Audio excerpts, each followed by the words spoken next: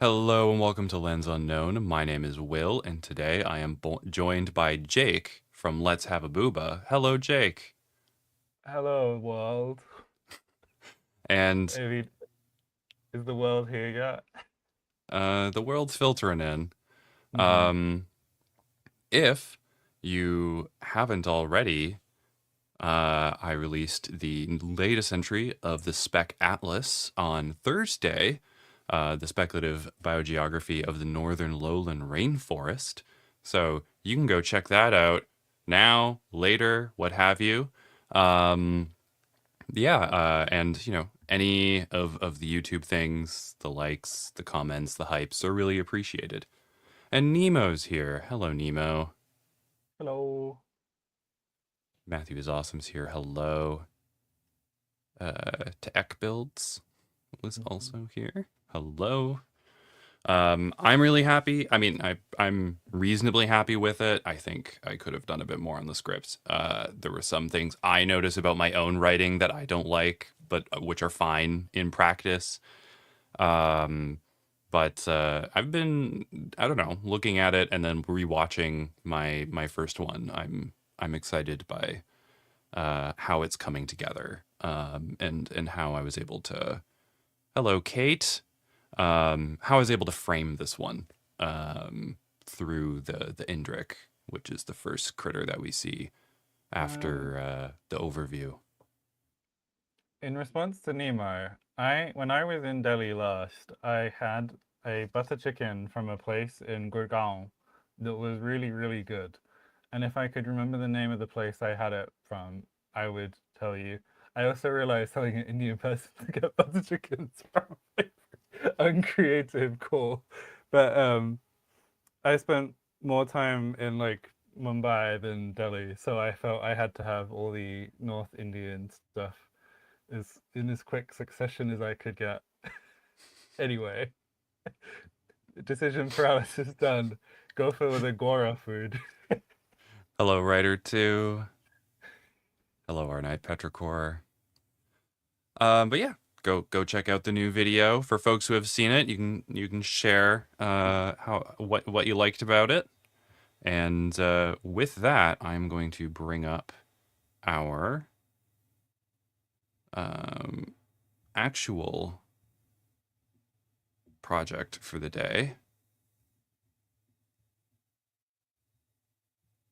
The which project wasn't helping Nemo decide what to eat. the project was not helping Nemo decide what to eat. Mm-hmm. Uh, Unfortunately, we are. Oh, I have to put it on there too. All right, so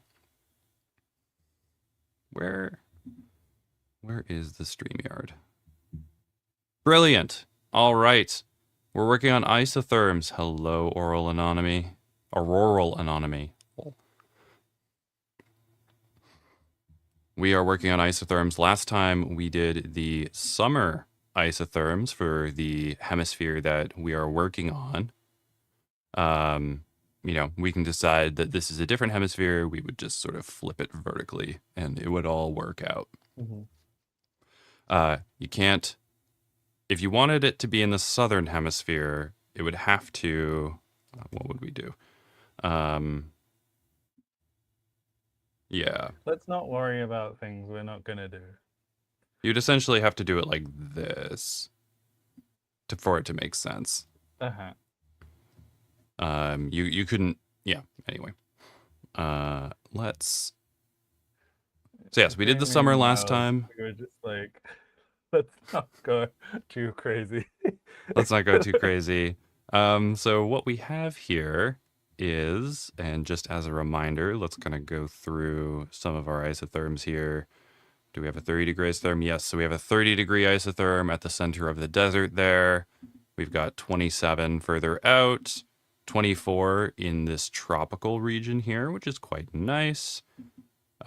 We've got a 21 in the southern hemisphere and an 18. We're not too concerned with the southern hemisphere, at least from this perspective, southern hemisphere. Then we have a We're not 21 in concerned with this southern hemisphere. this The southern southern hemisphere. hemisphere is underrepresented in global research, Yes. and Um, we can prioritize the ones that do exist. the southern hemisphere in the Boubaverse is still a land unknown.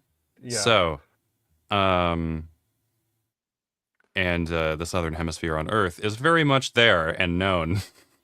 And yes. So we have the 21-degree north isotherm creeping up there. We've got the 18-degree isotherm, which gets pretty high up there. Part of the reason is that we have this basin, which is closed off from sort of the Arctic circulation, right? Like it's receiving its flow from the mid-latitude current here. We have a And name while, for that basin as well, which oh, is you the do? Kongwa Bay. Yeah. Kongwa Bay? Yeah, Kongwa. Excellent. Kongwa. That's a velar at the back. Yeah, KONGWA. Technically, Okay. it should be a velarized, labialized velar nasal, but it's not Kongwa. contrastive with Okay. a nasal followed by a semivowel. So Mm, it can be Kongwa. Kongwa, Kongwa. Great.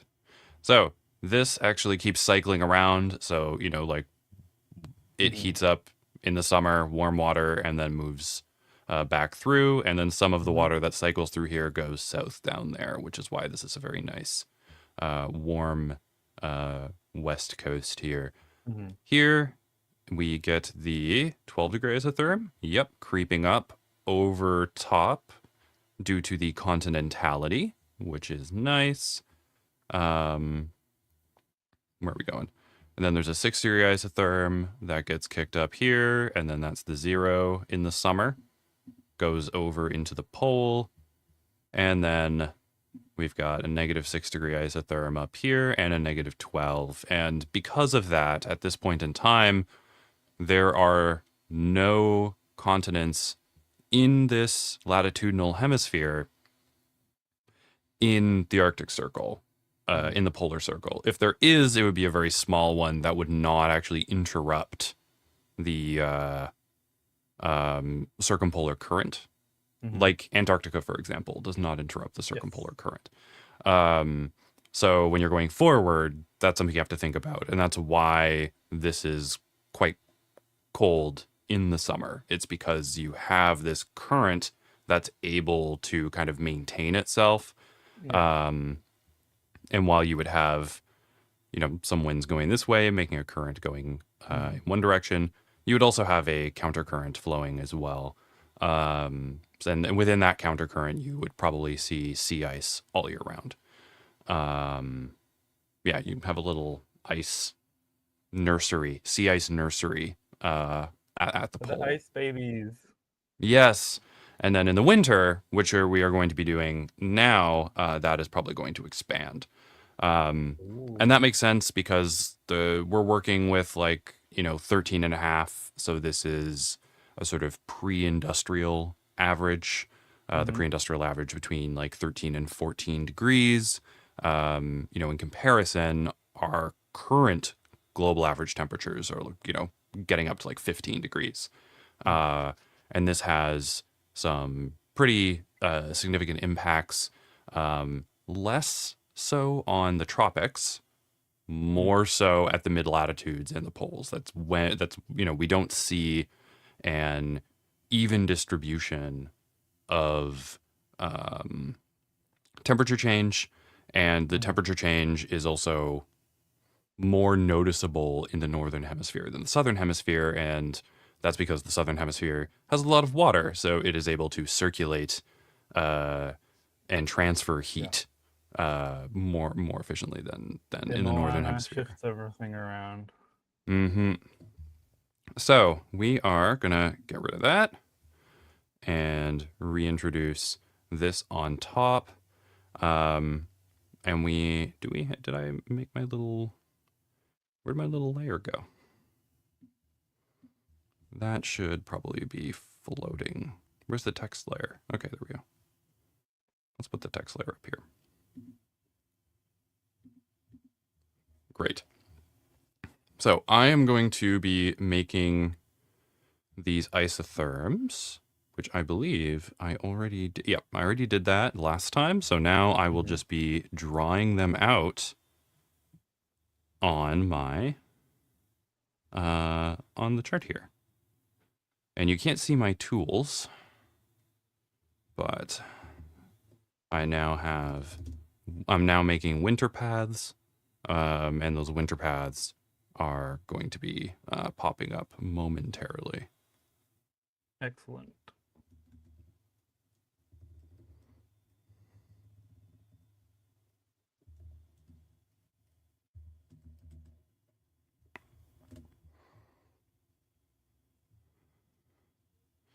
And the tool that I'm primarily using for this is,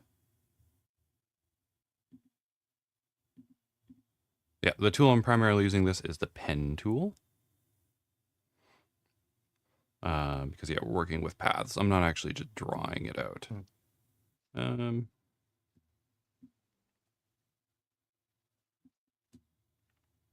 Excellent. I think that's pretty straight.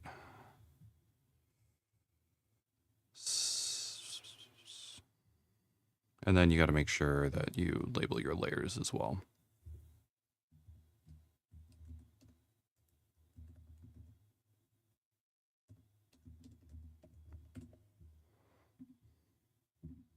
Yeah, and then just going through the process of stroking the paths after you finish them. Mhm. And have all of the videos come out for the um, The relay. relay? Yeah. So, um, the Let's Have a Relay, that stream is out now. So Hmm. that's available on Let's Have a Booba, um, on under live. I'm gonna share a link.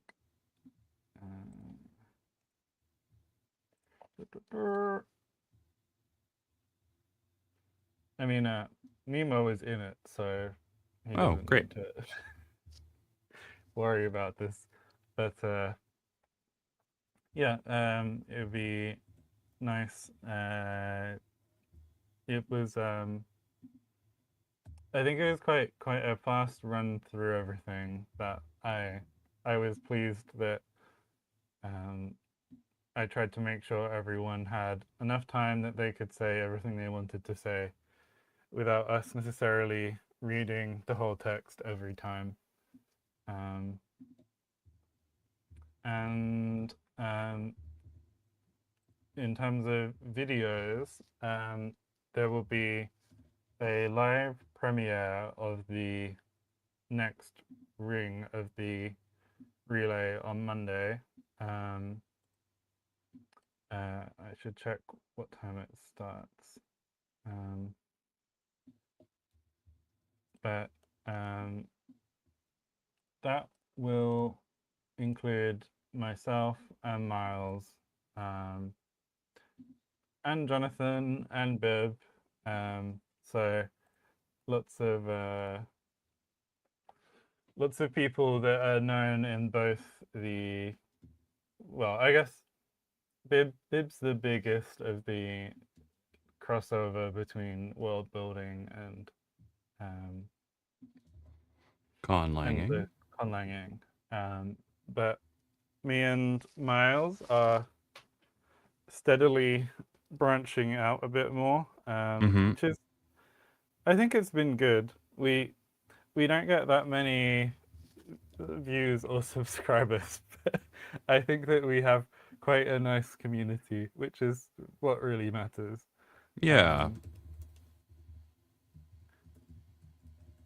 I would and agree. yeah, I am curious what the reaction to the videos will be, because my relay video is the first one I've made with I used DaVinci Mm-hmm. Resolve. Like, it feels like my first real video. Real doing a lot of work there, but it was my first like edited one with a voiceover and not just like, Oh, yeah. first I didn't real video. I didn't like do any of the fancy stuff that you can do with DaVinci, but I I didn't feel I needed it. Um, I didn't use video strictly. Um,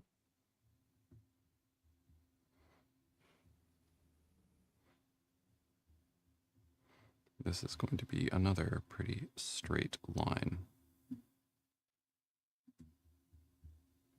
Okay, and we're going to stroke that one.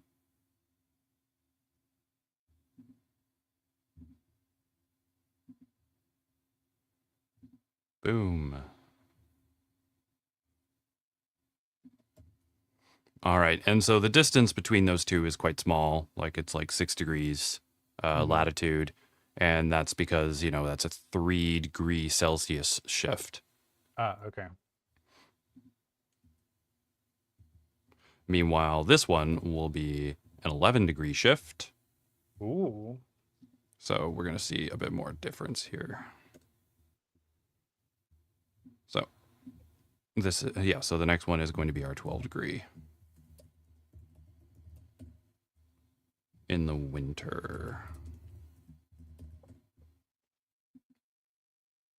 So in my paths and in my layers, I'm making a separate layer For for each path.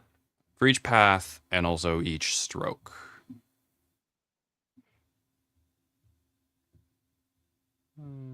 When you say stroke, what exactly do you mean?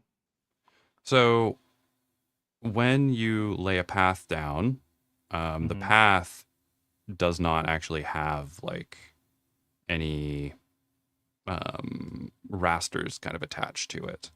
Uh-huh. What's going on here? So here, so the path doesn't have any rasters attached to it. And when you stroke your path, you are applying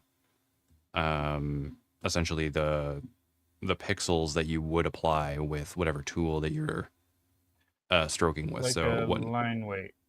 like a line weight, yeah. So when I click on my winter path and I click stroke path, it says what tool do you want to use, and I can pick my pencil, and I have my Mm-hmm. pencils set to doing like a handful of pixels, a couple pixels across and white. So it Yep. applies that to it. Uh-huh. And like the other way you could do this is just drawing the lines and then erasing and manipulating them, which is probably what I would do on my iPad. Mm-hmm.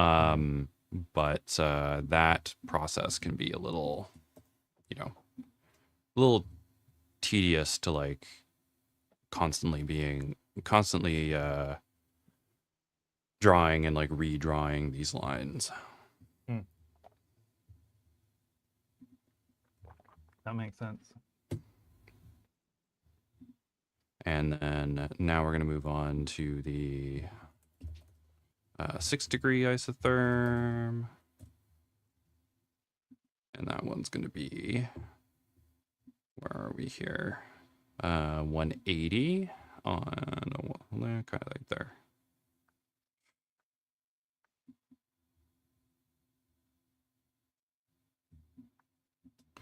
And then I make that a little layer. And, you know, this may, I think it may be a little tedious, I suppose, but this is how, you know, you keep everything organized. Mm-hmm. Kind of the worst thing is doing all this work and then realizing like, oh no, all this stuff is on the same layer, and if I want to manipulate things, I need to erase multiple different lines. Mm-hmm. Or if you make a mistake, you know, you don't have to redo one line, you then have to redo multiple different Yeah, things. that makes sense. Yeah. And it's something that I was able to bring with me from this to just the traditional art that I've been doing. Hmm. On well, it's not traditional. I mean the digital art that I've been doing. Digital. Yes, there's many layers on your canvas. Um, so this one's going to be a little closer, but that's okay. I believe this one's at what 142.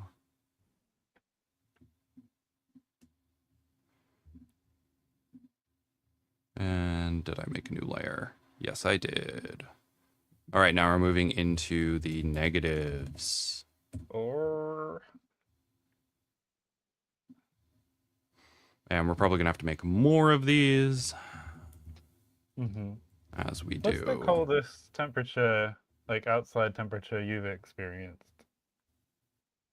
Oh, that would have been a high. I mean, I don't know. I think there was a time in Ontario where it was certainly like -30 or something like that.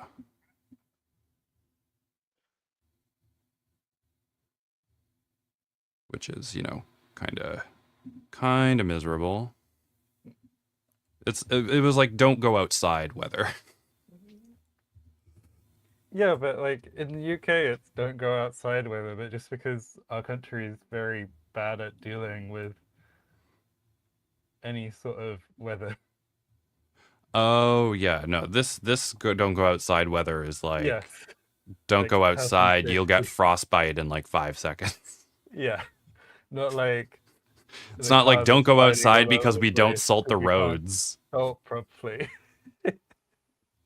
Yes, it's like Or don't go outside because nobody knows how to put do anything. well, it's like all season tires on their cars or something like that. Yeah, we do not have those things. Well, yeah, no, I've got a Jeep, and so between all the all season tires and being able to shift into 4-wheel drive, I'm Mhm. pretty set. But then like sometimes I see people in the UK with like a big Jeep like that, and I'm like, what are you doing? Like, I have to like go through mountain passes. Yeah, and these What guys are are just what are you dropping their kids off navigating at school. around? No, particularly annoying fox. Yeah, no, and I mean we do have I don't know, people who have essentially what are known colloquially as pavement princesses, or princes. Hmm. And these are like, they get like these all-wheel drive, rugged vehicles, pickup trucks, these sorts of things, and then they never do anything with them, and they essentially, use them to get to work and back. And it's like, what are you doing? We have buses. Hmm. Um, though these are not the bus taking types. I would No. We are almost there. All right, so this is -12. Do I need a layer for -12? I'm trying to imagine like a dog pulled bus. How many dogs would you need? That's a good question. Oh, you need a team of, I don't know, what, half a dozen sled dogs or something for a sled, Hmm. usually, I guess. I mean, I don't know anything Okay. about sleds. Don't quote me on sleds. This is not. Okay. I have seen some sleds, and I have a vague recollection of the number of dogs in them. So, as of the reason why these lines are straight is because the thermal equator is relatively straight, because in the southern hemisphere, we currently do not have any land masses that would cause this to move in, you know, uh, Hmm. in any which way, right? So it's just going to kind of sit around 10 degrees latitude south, which is why all these lines are straight. Um, Yeah. if you look at where the thermal equator and the ITCZ are in like the, I guess, South Pacific or in the Indian Ocean in summer in the southern hemisphere, it just, kind of just follows the thermal equator, which is a little further south. Like, yeah, about 10 degrees or so south from the equator. It goes pretty far south to Australia Hmm. in the southern hemisphere. So and you do have a monsoon in northern Australia in the Hmm. summer. It also dips south over South Africa as well South Africa being not north of the equator. um, so south of the equator, Australia, Like Africa, as southern. well as south of the equator in South America, it dips down, but it doesn't dip down as significantly as it does in it doesn't dip poleward as significantly as it does in the northern hemisphere summers. Uh-huh. Did I make that stroke? I did make that stroke. Okay, so now we're on to the next one,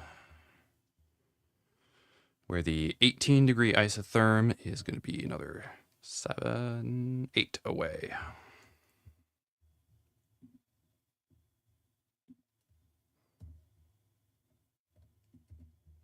And the other thing you can't see me doing is making little equations for each of the isotherm distances so I can translate that to the number of pixels I need to move vertically on my canvas. The less maths I'm involved with in my world building, the happier I am. So I'm not concerned. I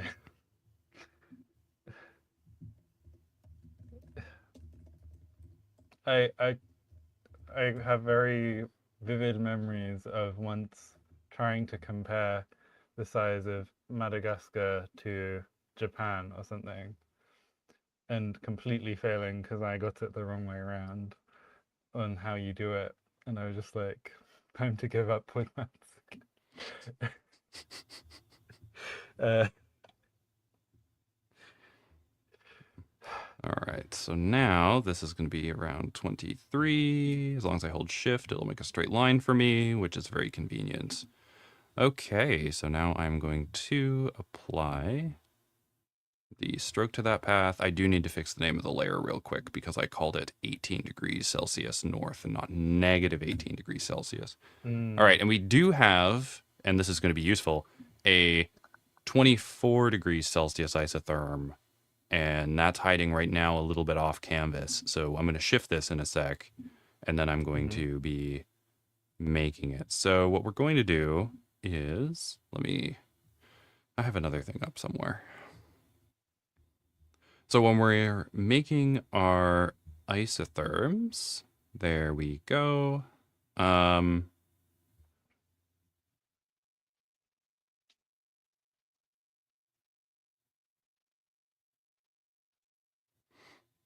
So our thermal equator is going to be shifting, so this will also shift where these isotherms are going to be. We kind of did that last time. So all of these are going to shift in relation to our thermal equator, and that would be 10 degrees south. And on my numbers here, 10, that's about 45 pixels. So I'm going to, and I don't think you'll be able to see it, but I have the tooltip up, which tells me how many pixels I'm moving. So I'm going to just get it to 45, and then I'm going to go to my paths, my winter paths here, and I'm going to shift to the tool that lets me move my paths, but it's not letting me move them all together. So that's annoying. And you can't group paths, so maybe we'll just leave it as it is for now. So there we got this, and then I'm going to add in the negative 24 degrees Celsius path, just so that we have it. And I may, just for convenience, I'll duplicate this layer here. And then I'll just have to shift it. How many degrees up is that? It's 9 degrees.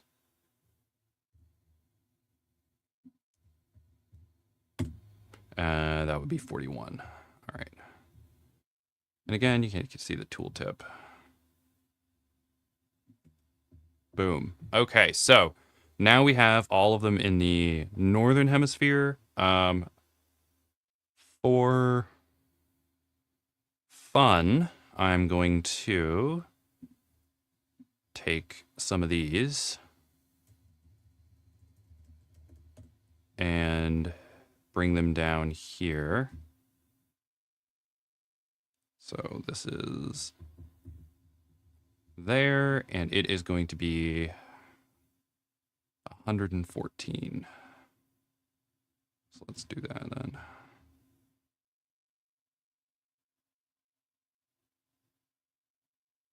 Oh yeah, there we go. Perfect. All right.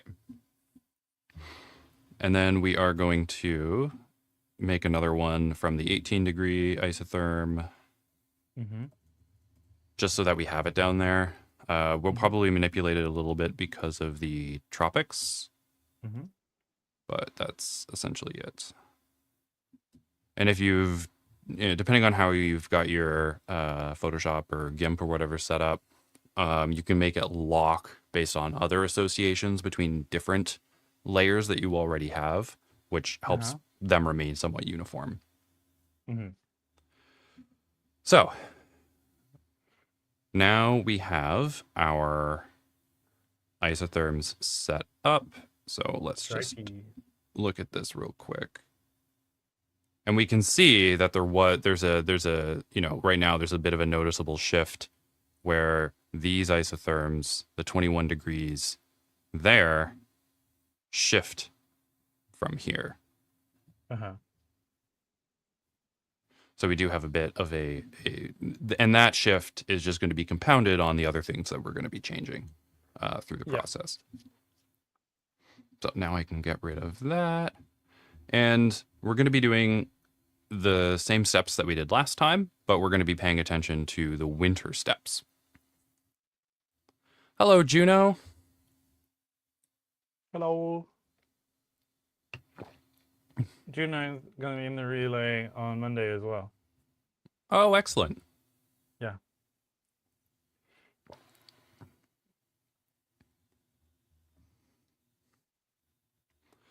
So, tropical ocean hotspots increase the temperature by 3 degrees between 20 to 30 degrees latitude of the thermal equator, but no more than 10 in the winter hemisphere.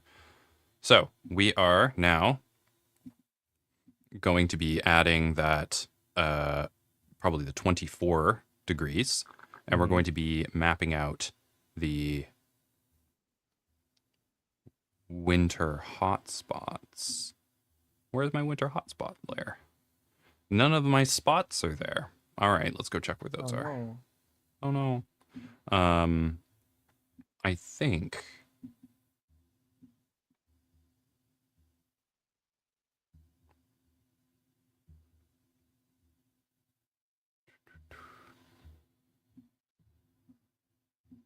where is that here? Give me one sec here.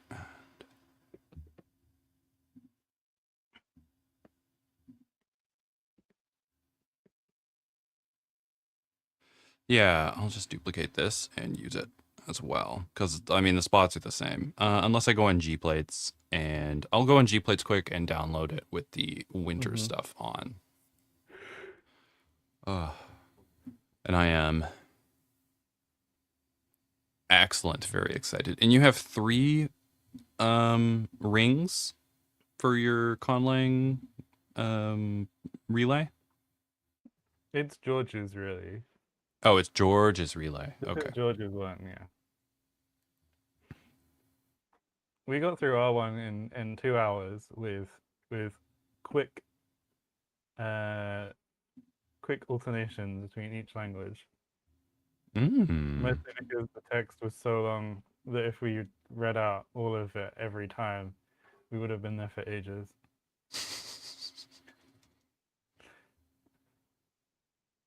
But the LCC only gives you 5 minutes for comments when you do if you do optional commentary for your language. So I knew it was possible to say plenty in a short period of time. Wait, And having a time there are limit. rules about how much time you're allowed to spend talking about your stuff? Yeah, I mean because they release it as a video, so if everyone spoke for 20 minutes and there are like 30 people in the video total, then the video would become impossibly long to edit.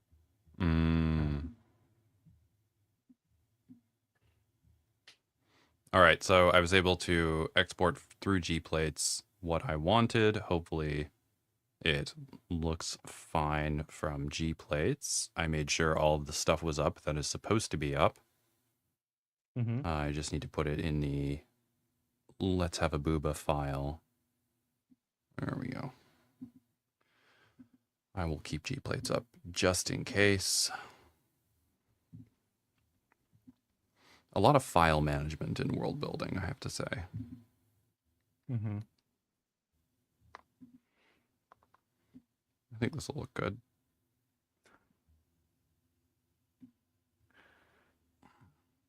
I guess I I don't feel it particularly with the conlanging, but what I do end up doing is I have to be very strict with documenting protoforms, modern forms, and all of the all of the other data, because otherwise, if you leave it, everything just looks really unready in my experience. Mm-hmm. Um,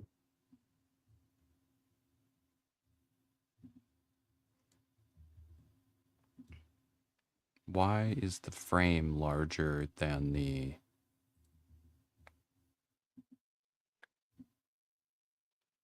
Why is it doing this to me?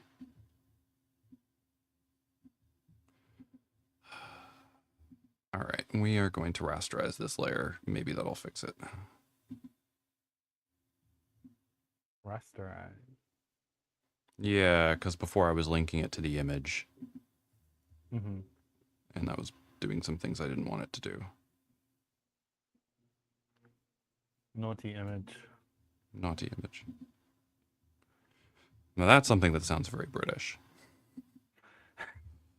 Very I naughty. find it very funny what things sound British to non-Brits and what things uh,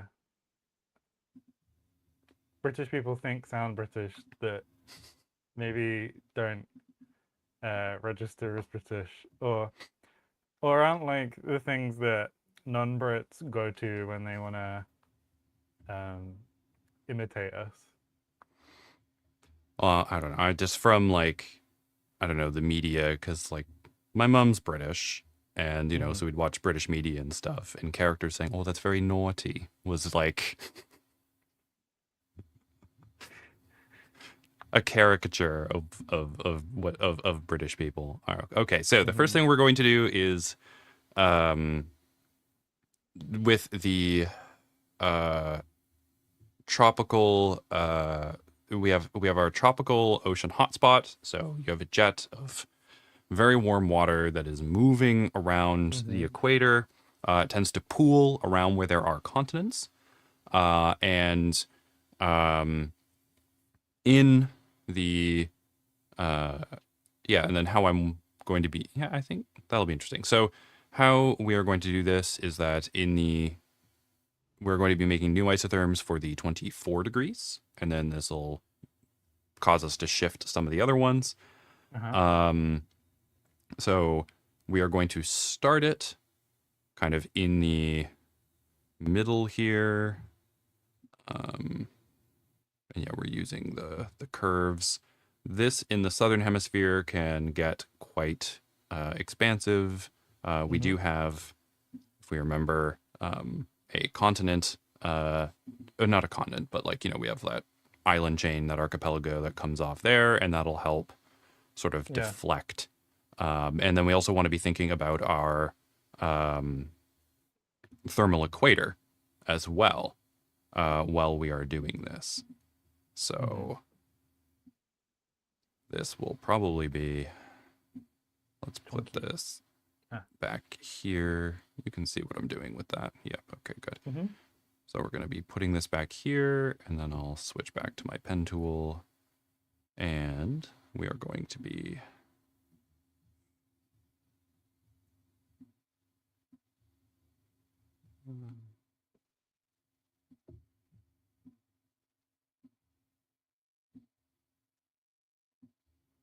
all right, and then we're just going to keep going with this. I mean, we don't really know what is out here. Not yet. Not yet. So that's fine. And then this can kind of sit at the equator. Mm-hmm. There's cold water coming down here. So Mm. this will probably bend Yep. somewhat around that. Mm-hmm. And then we're only going about 10 degrees north, which is about 45 pixels from the equator. Mm-hmm. And I think that is what? It's like 420. So we're going to Believe like it. 75. Sorry. Huh? You said 420. I said Oh, believe it's it. It's 412. oh 412. I said like 420, but 420 is Ah, here. It's 412. So we're going to be like 370 is kind of the furthest north this is going to get, which I believe is like right there. Okay. the modern day call and response mechanisms that we have otherwise lost. 420. Anyway, Um 69. Nice. oh yeah. And it may be interesting, because what would happen here? Because we could circulate some cool water under here in the winter. I think that would be interesting. Mm-hmm. So let's do that. Where is? I do want to get rid of this for a sec so I can actually see where the land is. Um,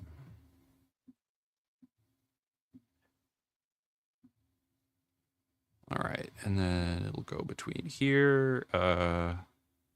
Where's 370? 370 is there. Yeah, we'll let it go up there. That's fine. Because like the warm water is going to be coming in and going into this area. So I'm not too concerned about that. You don't want it to go very much farther than 10 degrees. So Mm-hmm. then it's going to be about here. So then we can kind of start pinching it off.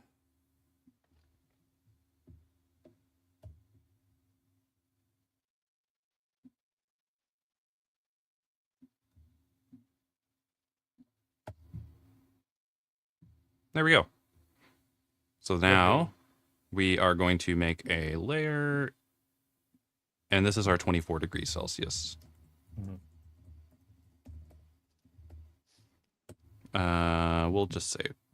We'll say south for the sake of it, because the summer here is in the southern hemisphere. We must remember the South. Remember the south. Not that south. Gotta watch yourself. The true South. The good South. The real South. Anti Confederate action here. I mean, we don't have a resident American. Well, you're American in the Hispanic sense, but not in the Anglo sense. mm, Um, so we can. Are there stereotypes about Southern Canadians? Is that I a mean, reliable no. geographical unit? I mean, Just I like, mean, I shouldn't say no. I mean, Inuit people have their, mm-hmm. um, Those you know, Southerners. I guess yes. Uh, so I shouldn't say there are no, you know, stereotypes, but like among like settler Canadians, I mean, we are Southern Mm-hmm. Yeah. largely. There's a very small Mm-hmm. population in like Yellowknife and Whitehorse and stuff like that, but it's like mostly mining and things. Mm-hmm. Um, so then they probably have their own. Uh, uh, I mean, it's more of, I guess, kind of like people get to be. I mean, it's similar. I would argue it's quite similar to like Alaska, where people are like, oh yeah, we get to be like independent and living on our own, and last frontier, all that kind of like manifest destiny kind of stuff. Mm-hmm. But I think the main stereotype of the North is that their groceries are very expensive. Hmm. Um, I do get quite a lot of I've forgotten the specific food it is. I want to say it's beluga whale fat eating. hmm. Like there's Yes. a whole TikTok genre of Inuk and Inuit. Wait, no, Inuk is singular, Inuit's plural, right? I Or mean, I wouldn't know. Yeah, I wouldn't. I'm not sure. I mean, I know like the Inuit and the Innu, and like there are different groups. Um, but there's a whole genre of Inuit cuisine, including beluga whale stuff. mhm. Very cool. Yes, Inuk is singular in Green. Yeah, in Greenland Mm, and Inuktitut. So yeah, there we go. yeah, plural is Inuit in both as well. So I'm Great. not I'm not completely messing up. Um, we um we had to do a lot of Cree sensitivity stuff in my old job because we put out a animated film by a Canadian Cree guy, Mm. and I was quite sad's the wrong word. I didn't necessarily trust my colleagues to properly check their Cree spelling. Um, Uh, uh, but I think we had the filmmaker help us out. But it made me very aware that like you have to be quite specific sometimes with how you do yes, things.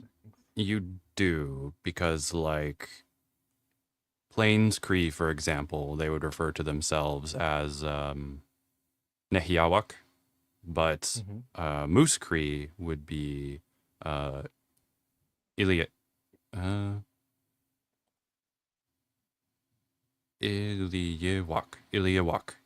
Um, and they have like there's a lot of distinctions amongst the Cree. Um, I mean, at least you were doing that.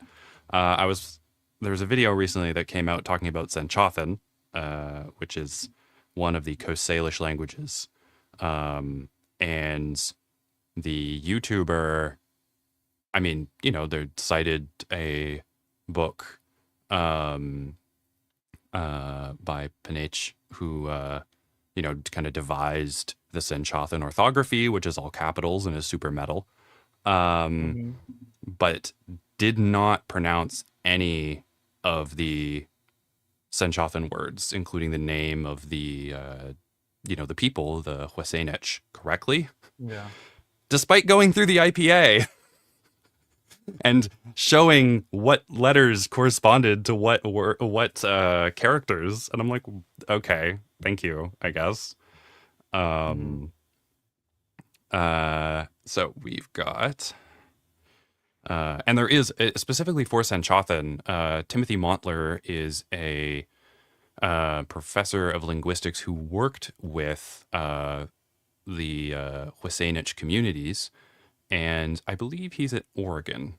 Um, but the whole dictionary is available online, and there's all sorts of Hmm. there's like you can click on different words, and it'll give you the pronunciations spoken by speakers, like elders who Hmm. hold the language, and it's like all of that is there. And then yeah, so I was just kind of like, I mean, it's nice that information about the language is getting out, but there is um There is such a thing as bad information. yeah, it's just not I don't know. I just think it's kind of a bad research ethic to like just like cite two things and then go about your day. Yes. um Now I got uppity. All right, so where were we doing now? All right. So that was the tropical ocean and sea hotspots that we did. We don't have to worry about polar summers because we are not dealing with the summer in the southern hemisphere. Mm-hmm. We are now going to go to the polar winter cold spots. So in the summer, decrease the temperature of the polar water cold spot by 3 degrees. In the winter, we're going to decrease the temperature of the polar water cold spots by 12 degrees within the polar circle and by 6 degrees if it's in the mid latitudes. So Mm-hmm. that's going to be exciting. And it is going to become quite chilly. So one thing I will say is that we did bring out the, what is it here? We did bring out the 24 isotherm here. So that is good. But let's see what else we'll need to do. Because if we decrease that, that'd be 36. Just wanted to check something quick. Mm-hmm. Yeah, 36 is fine. Okay, so we are going to have to switch some things around. So we have the 24 degree north up here. I'm just going to relabel that to negative 36. And then we This is have, wood tree. Sorry. huh? I went on a little research trip. Sorry, I didn't hear you. You went on a research The trip? Endless Cookie, the film I was thinking of, uh, the director is Woods Cree from Woods Cree. Manitoba. Okay, yes. So that would be closer to the Plains Cree. So I believe they would be one of the groups starting with a N. And yeah, Nihi is the TH a th or a T alliterated TH? Yeah, it's the TH. Yeah. I Ni would say Nihit Nihitawak. Tawiwin. Nihitawiwin? Okay. Mm-hmm. I mean, I was, Oh no, I there most, isn't as. There is a as. So yeah, Nihitawak. Yeah. Okay. Nihivawiwin. Nihitawik. Okay. I think I got the long vowels wrong, but anyway. I'm more familiar with, I took, I will return my focus. I did Anishinaabe Mon, which is Mm-hmm. related, but distinct. All right, so this one is going to be 12. So wait. What did I do here? 30, and then let's go back for a sec. 30, and then this one would be 24. Because this is still in the polar zone there. We do have cold water coming down.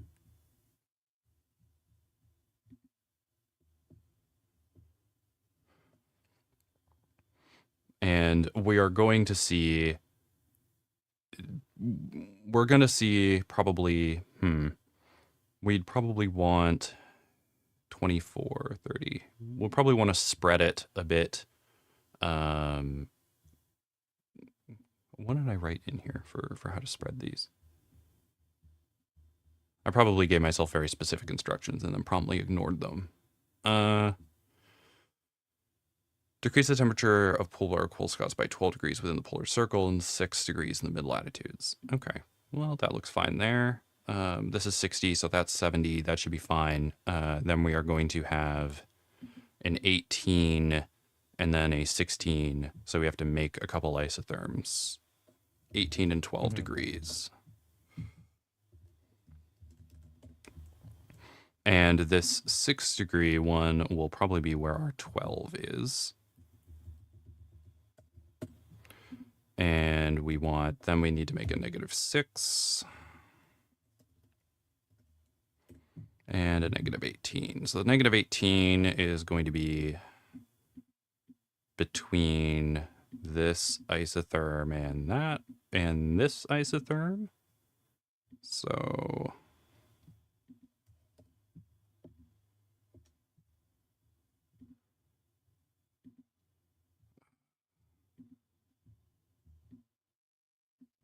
What is going on? Oh, I was using that one. Okay. So I'm going to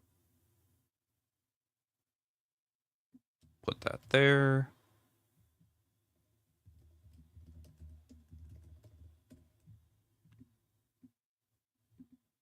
And I'm also a little brain dead because I finished working on my dissertation stuff. Well, Great. my draft. I finished working on a draft of my dissertation a couple days ago. I submitted it at like 10 p.m. There are several nights in a row where the library was like, go home. So now in the winter and 6 degrees in the mid latitudes. Okay. When I was in undergrad, our library used to be open 24/7. That's good. And well, and then there were loads of students there at like 4 a.m. finishing things because we used to have midday deadlines to try and stop people doing this. And Mm. so on the day that they had to hand stuff in, they would just be there all night working. Whereas at SOAS, we had midnight deadlines and the library closed at midnight, which all sort of worked out fine because people would finally hand stuff in with like 10 minutes to go and then wander home. Yes, that is traditionally how it has gone. All right, so this is going to be coming down because we have the mid latitudes here. This is 60. So this is going to be pushed down on the eastern coast. Why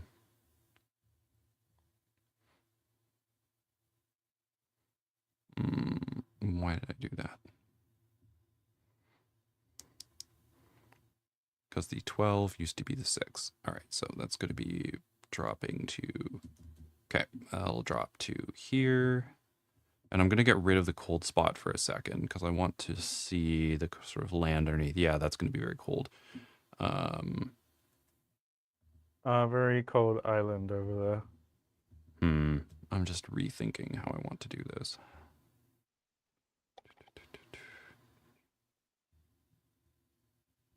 Let me just read ahead for a sec. I remember I said last time we need to Read the whole thing. read the whole thing, and I have not read the whole thing. I read the whole thing last time.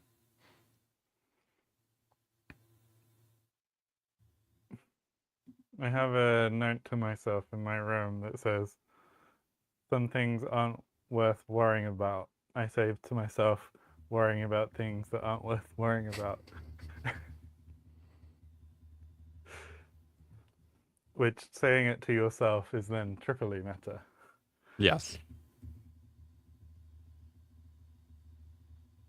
Sometimes the third level of meta is the charm. Okay, so now we have 36 because that was reduced. That was from 24. We have a 30 here from 18. And then we have a 24. That was 12. Okay, so now we're going to have... I do want to keep that. So let's keep this for a sec. Just so that I can remember where these are. So this is going to be dipping down, and this is... So this will shift to 24, and then it will dip down. Yeah, this one could definitely use some more instruction here. All right, so I have path. I'm going to make a new path. Or not. I'm just going to manipulate this path. What time is it? Okay.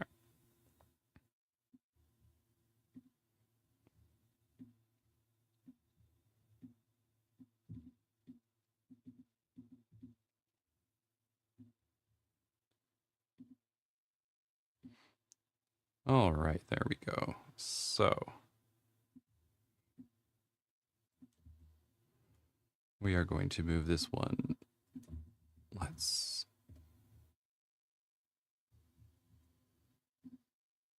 You know what? I'm just going to delete the path. We do not need the path.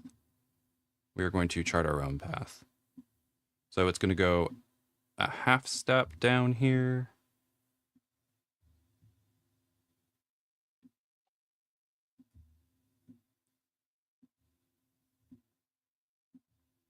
And I'm going to get rid of the layer here so I can see the little island. Because the water between these make it very cold. Mm-hmm. And I'm just going to link it up here anyway. It's going to change. It is not going to be staying like this. Mm-hmm.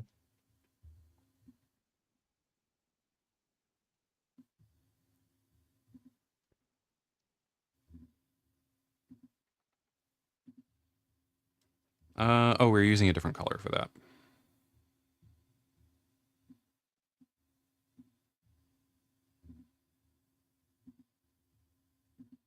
Boom.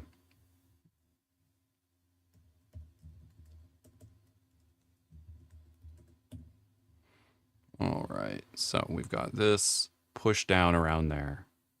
Great. We are going to have a...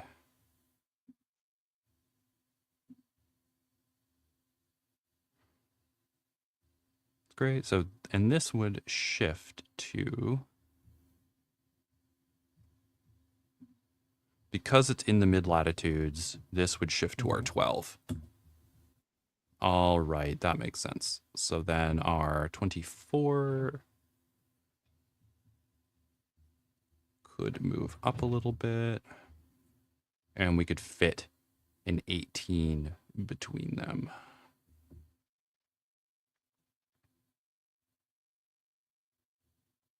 Yeah, but I'll fit the 18 in later. That's okay.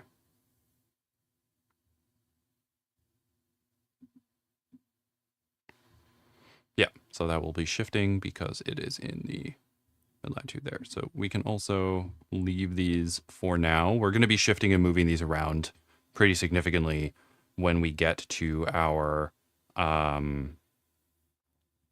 next step, which will be... Oh, wait.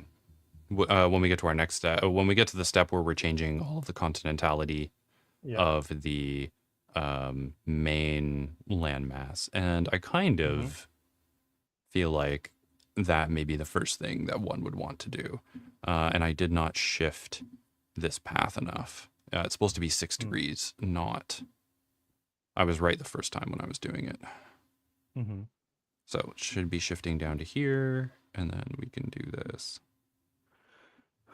Ooh.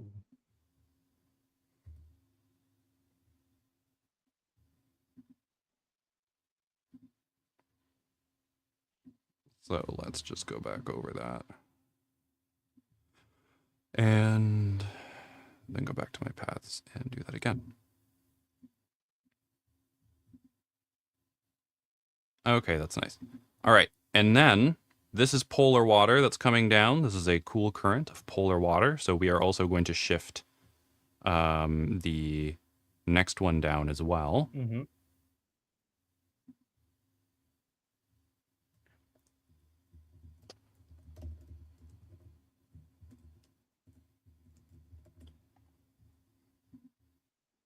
And I'm going to make a new path for that.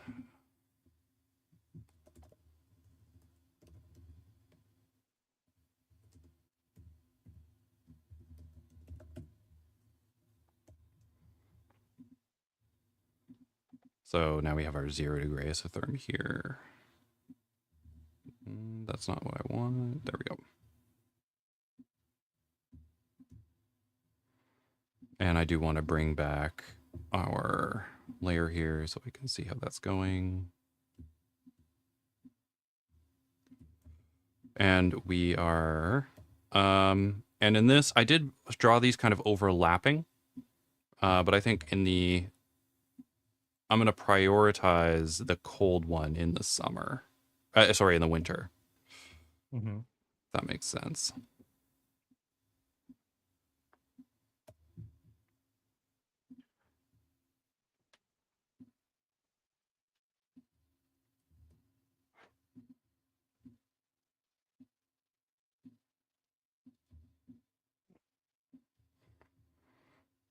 Yeah, and there are going to be some pretty extreme changes in this sack. Just need to get these in. All right, so we're going to stroke that path in there. Great.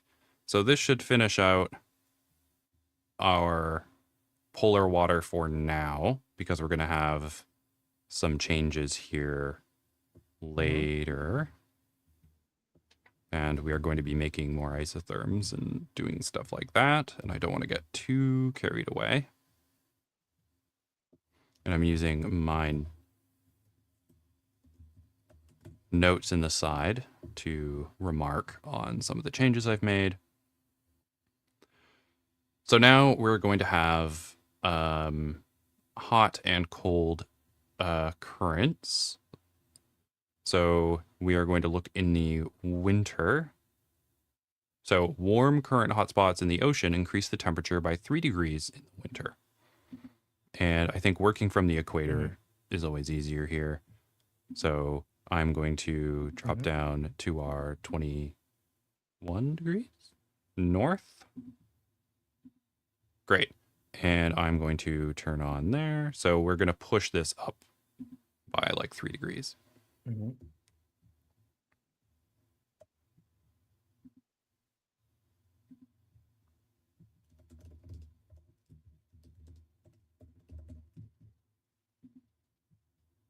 And that will be, yeah. And because we are working from a 3 degree step here, 21 to 18, I'm just going to essentially push it up to that spot. And then we do have this pushing up here. So I am going to kind of follow that. But then we are going to see here, this is coming down. This is coming down on this side. And I did think it would be fun to kind of pool some cool water off that eastern, in the western side of the basin down there. And so that would be a decrease of 3 degrees. So we can move this in. Wait. There we go. So we can also move this in.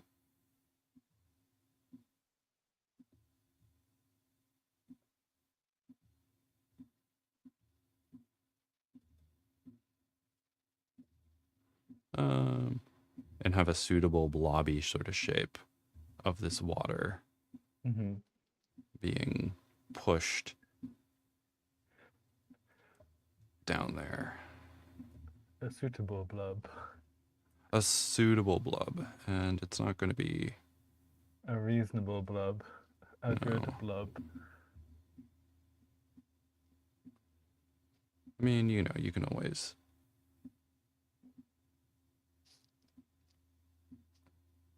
We can always change it later, but just to get the vibe.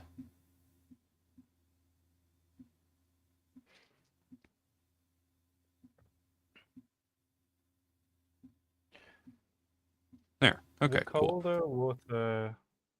I was trying to remember. Is cold versus hot water associated with more nutrients, or am I making that up?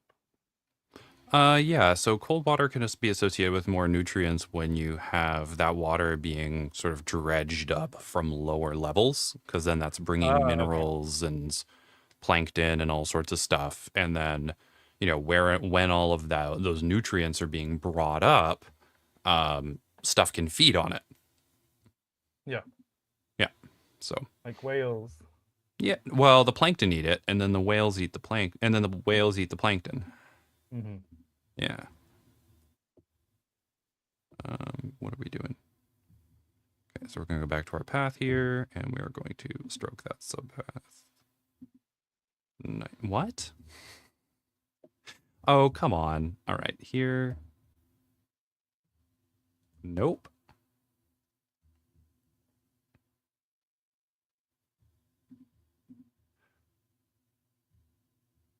You've angered the Photoshop gods. Yeah, so I accidentally had a subpath on that layer. Okay, there we go. That looks fine for now. All right, so now we can move on to the 18 degrees.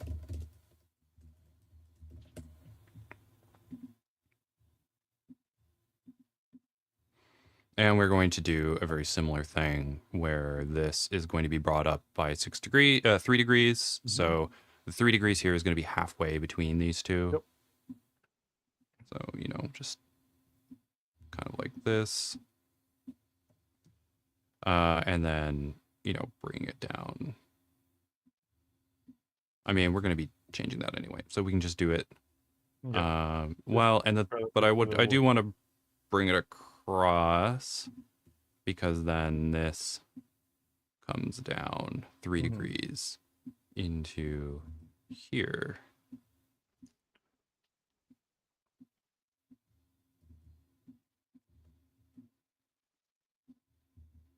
Mm-hmm.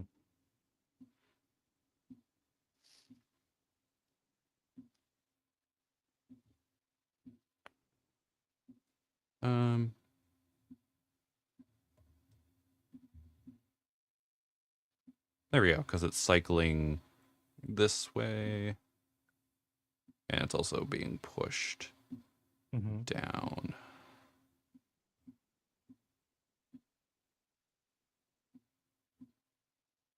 Okay, I'm happier with that one. All right, so we are then going to get rid of this.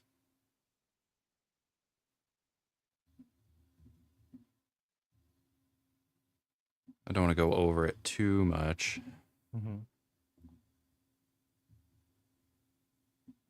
Nice. Excellent.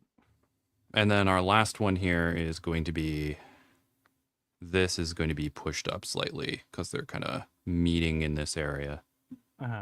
So I'm going to push it up a little bit.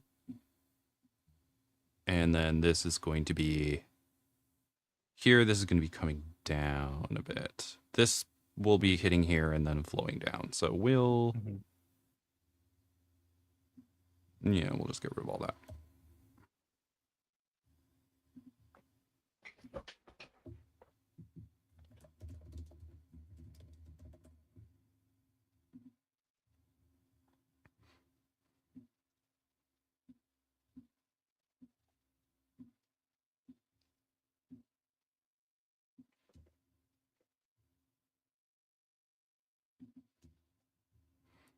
And then this is going to be going around here.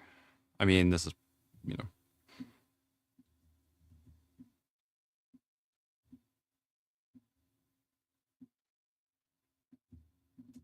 there we go.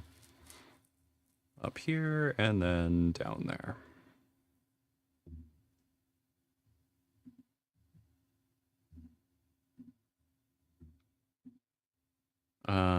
And then this one.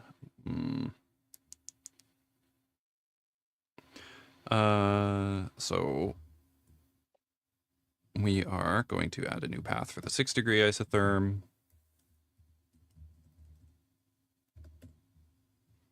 And so this one I'm going to move a little bit just so it's in between these two. And then over here, it is going to change a little bit as well. So let's...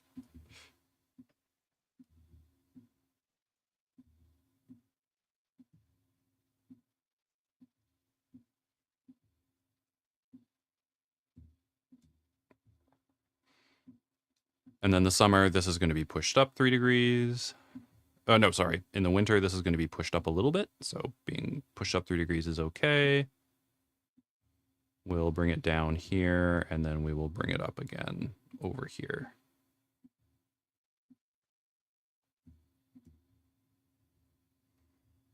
Because these changes are not going to be as pronounced as they were in the summer.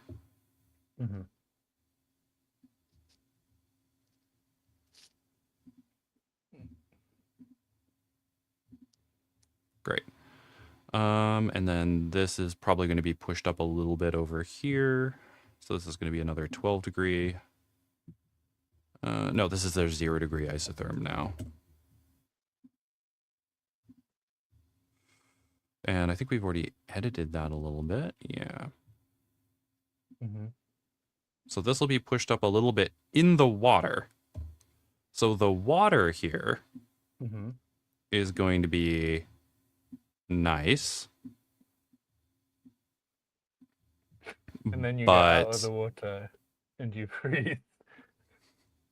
yes, it is not going to be very nice. It is not going to be as nice out of the water. I think these mountains along here are going to be very good at insulating the coast. Uh-huh.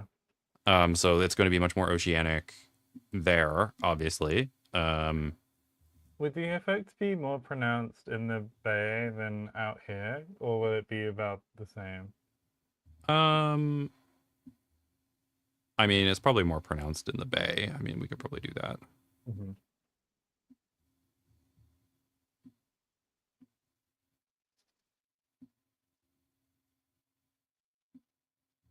Okay.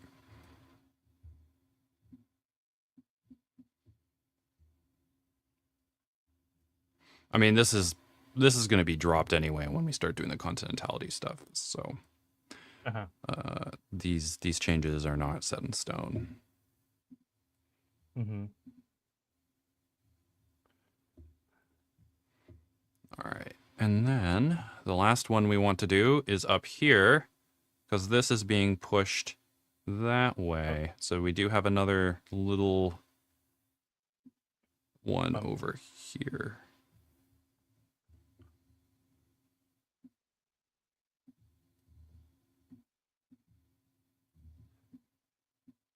I feel like this is making more sense than it did last week. Oh, that's I good. think last week I felt quite lost at times, whereas this week I'm like, oh yeah, I know what's going on. That's good. Yeah, I mean, I think that's useful for people who are maybe struggling with implementing it because then you can, I made a subpath. No, that's okay. This is a mess that's going to be changed at some point. So Hmm. so now this is all of our currents done. But yeah, I think it's Hmm. helpful for folks to like see it and have some exposure to it. I mean, people would have watched Edgar do it. I mean, they would have maybe read it and then being able to see this and like the actual process of working through it, which is a lot more, you know, tedious and kind of back and forthy than than one would maybe want. Because when Edgar was talking about it, I mean, he's talking about it. People could have watched him do it on the lives, but it's quite different seeing it sped up uh, on a YouTube video where it's already done than actually like going through the Yeah, process. I I think I didn't usually watch the lives. I mostly watched the videos, and so Mm, it's like time for a time lapse, and then suddenly it's all going. And like yes, I'm not very good with these tools either. I think I've got a lot more experience with GIMP now than I had when I was watching Edgar's videos. And so it feels a lot less like visual magic when you're like, oh, I know how these editing tools work. there we go. So now the next thing we're going to do is our continental cold spot. This Mm-hmm. is kind of what we've been looking for. The continental cold spot is going to be in here. Yep. Um, yeah, so this is where our continental cold spot is going to start. It is kind of in the middle of this high pressure zone, uh, Mm-hmm. which is useful. And what we're going to be looking at is this was originally the 6-degree isotherm. That Mm-hmm. is important because the center of this cold spot is continental cold spot. So continental cold spots on continents in the mid latitudes are 12 degrees Celsius cooler than the base isotherm. Mm-hmm. Continental cold spots on continents that extend into or are within the polar circle are 24 degrees cooler. So,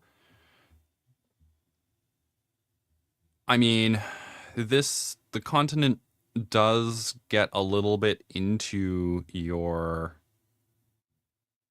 um, polar circle, I believe, but just barely. Mm-hmm. So, I mean, we can do the 12 degrees and see what it looks like. Mm-hmm. Um, how colder might the cold spot on a hothouse world be? It depends on how hot the world is. I mean, if we're looking at, I don't know, 15, 16, 18, then degrees Celsius as like a global average temperature, then I would say it'd be about the same. If you have a similar like obliquity and eccentricity and all these kinds of things.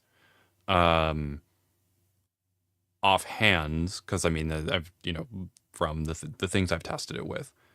Uh, so I would say it's the same within reason, but um,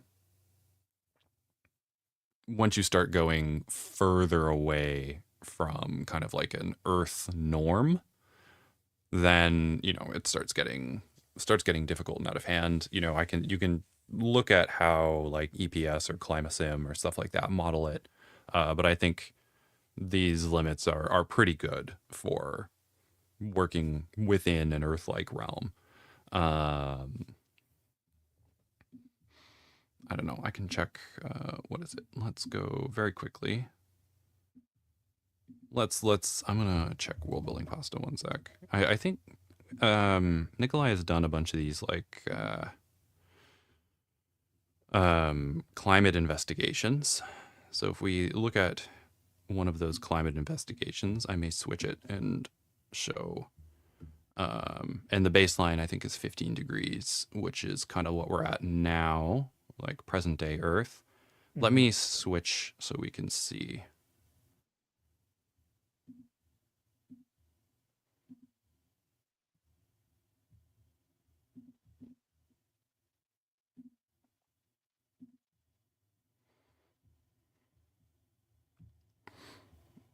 Okay, so this is 15 degrees baseline, and we are looking at temperatures here. So here's January and here's July. And we can see it's kind of orangish, which they have these isotherm lines, but they're not always very useful. Um, but that's probably, I think this may be the 15. Yeah, that's probably 15 degrees. So you have 15 degrees cutting through here and up here. And then in here, you've got some minus 15 in here. And up here, it gets into like minus 30. So if we are thinking about what we're looking at with here, we've got in the summer, you can't see what I'm doing. I understand that. So in the summer, the isotherm that jumps up is, yeah, so between 18 and 12, which is quite similar. And then in the winter, if we drop this by 12, if we drop that isotherm by 12 degrees, then it would be negative,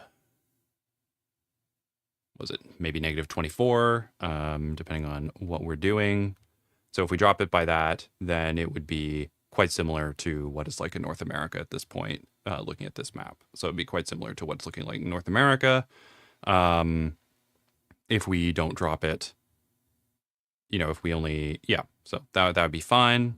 If we look at some of the hothouse examples that Nikolai has, 20 degrees, what are we seeing here?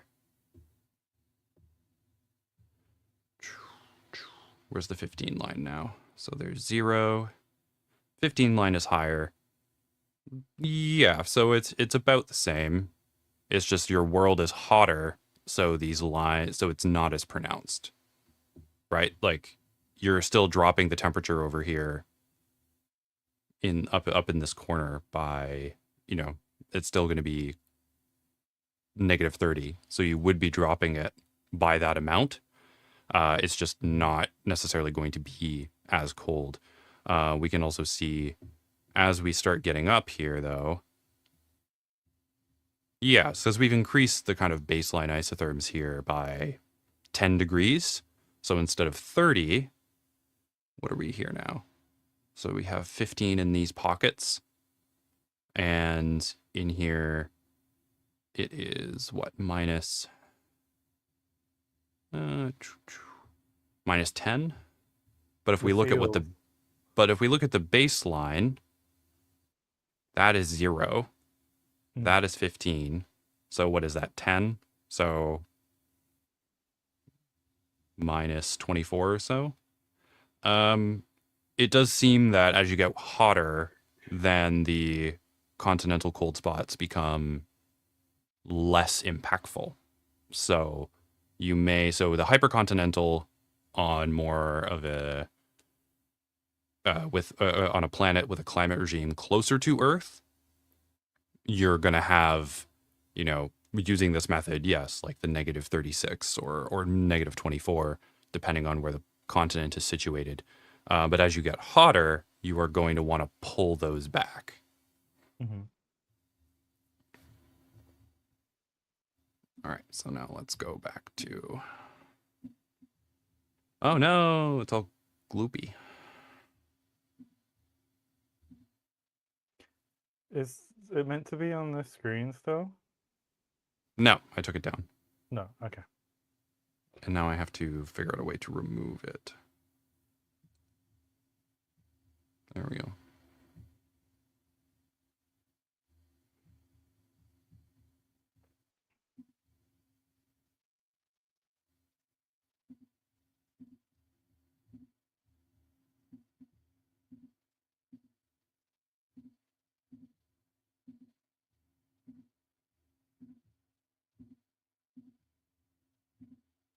Bam. All right, there we go. We are back. And I need to put it up onto the main screen. Yeah, no problem. Because the thing is that as you increase the temperature, it is going to have a larger relative effect on the mid latitudes and the poles, right? So as you're increasing the temperature, it's going to impact the poles. So you're going to want to scale your decreases due to continentality with how much warmer you make it. So, once you get up to negative 20, you could still apply like the negative 36, negative 24. But once you get past that and you're at like negative 25, negative 30 for the, you know, hypercontinental zone, instead of that negative 36, scale it back to negative 24. For the continental zone, instead of negative 24, apply the negative 12.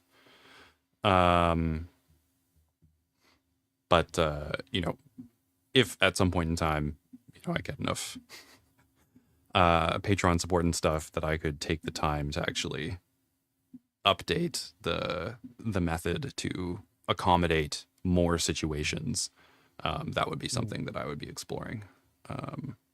Yeah, now we're back and doing this. So if we do, where are we? There we go. So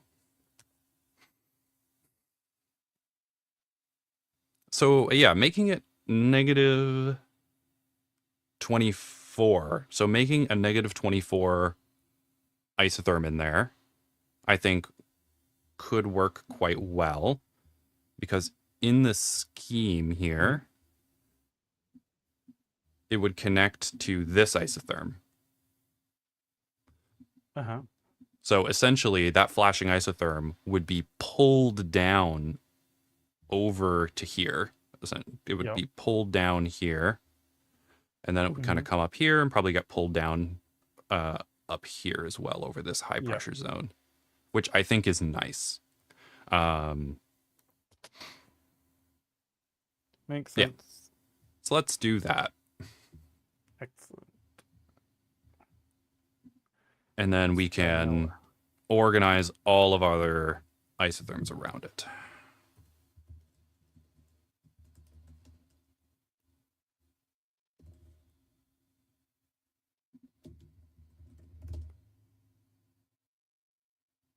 You assume the Earth atmospheric pressure. Yes. So I think when I'm talking about these sorts of things, we're assuming everything else is the same. It's just one variable is different. If you start changing multiple variables, then you have to like sort of take these each in turn. Yeah, if you have, yes, I remember. Yeah, I remember you have a higher pressure on your world. So if you have a higher, if you when you have the higher atmospheric pressure, it is going to further, uh, kind of spread the heat around the planet. You're going to have more effective heat transfer through the air. So things are going to be more moderated generally.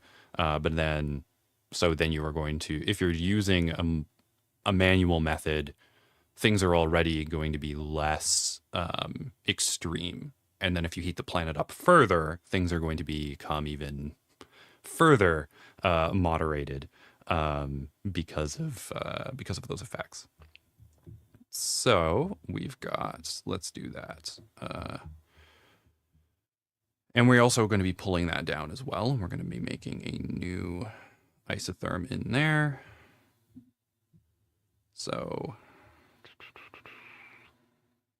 we're going to focus on here first. We're going to pull it down around there. I'm a We're going days. to come up. Bruh. And then we're going to come back down around this.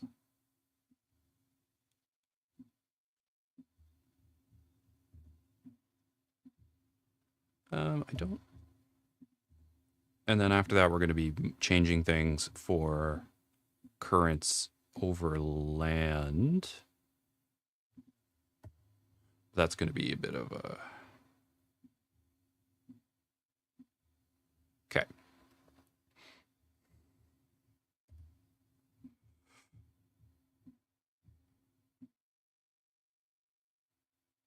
And then this up here, I'm going to bring down as well once I stroke this path.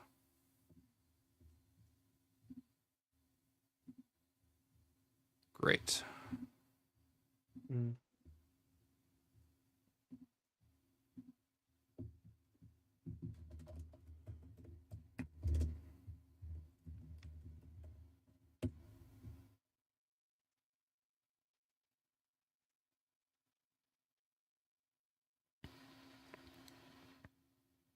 Hey, how's it going?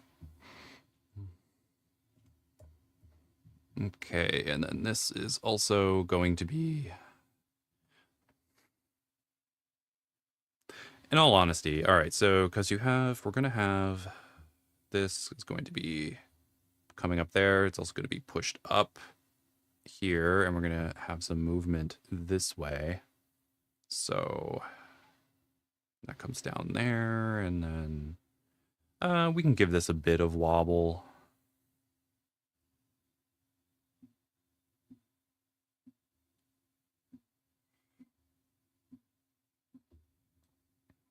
Just to give it some visual interest, I suppose. Because this is visually interesting isotherm in all the land. Yes. Oh, And all we're the sea, because it's not on the land. On the sea, yep. Because this will come up. No, that's silly. That was a silly choice. There we go. That looks a bit better.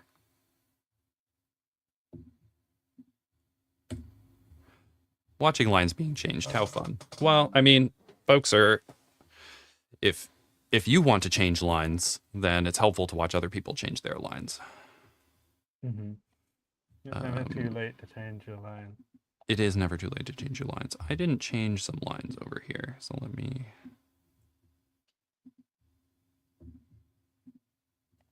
There we go. You can erase your layers, and then the paths preserve everything, so then you can stroke over them again. All right, so now I do need to introduce that -12, which I guess I treated this more or less as my -12 layer. But ideally, this would be a -6, and then the -12 would kind of filter in between them. Because it is, or I could... Yeah, so I do... Oh, no. I need -18. this is where, and I'll determine where those are based off of when I start to push things away. Mm-hmm. So from your continental cold spots, we're going to be shifting temperature by about 1 degree Celsius.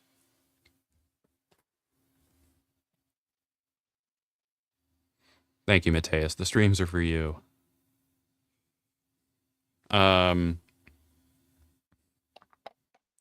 And you, yeah, so what we're going to do is spread it,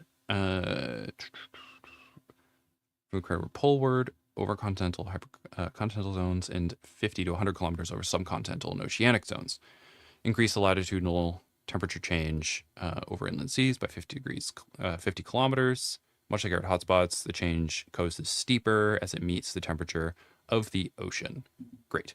And I am going to make sure that I keep my oceans straight. So the oceans may need a bit of work after the fact, but I should have the 12 degree isotherm. Yeah, like there's going to be like some serious stacking in the mid latitudes, kind of between 50 degrees and 30 degrees, which is, you know, how things are going to look out, how things are going to turn out. So yeah, there's going to be much more in here. So this 60-degree line is going to be, yeah, so we could make that our 18, which is how things were turning out anyway. We'll see. So now I'm gonna open up G plates and I'm gonna make some measurements. Mm-hmm.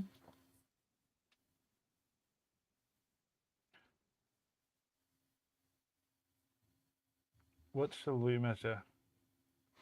We are going to be measuring distance.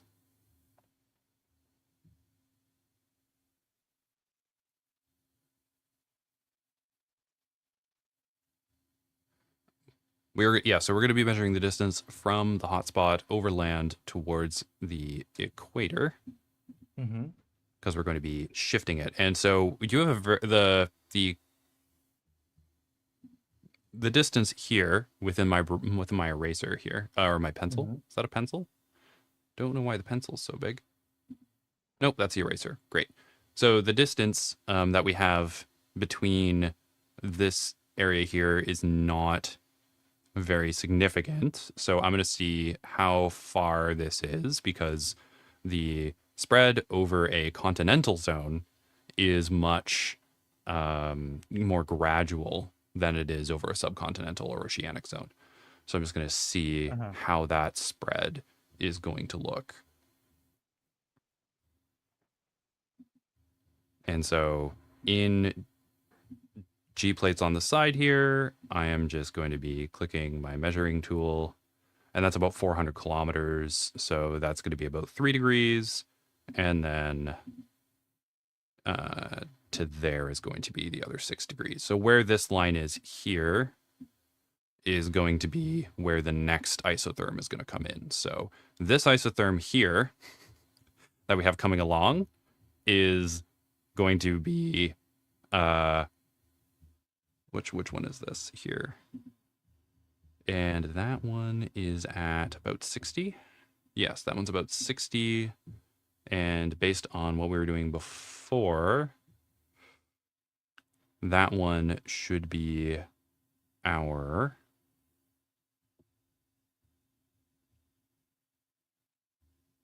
that was our -6 degree isotherm. So we're going to be dropping things. We're going to have to add in some more isotherms up there, which is going to be nice. We're going to be pulling them in from further north.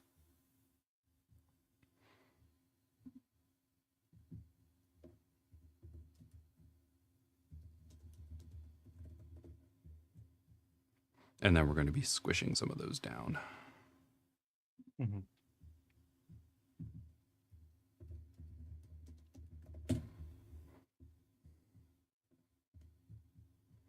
All right, so it is going to start here, and then it is going to be coming up along here. We are going to keep it closer to the coast. Mm-hmm.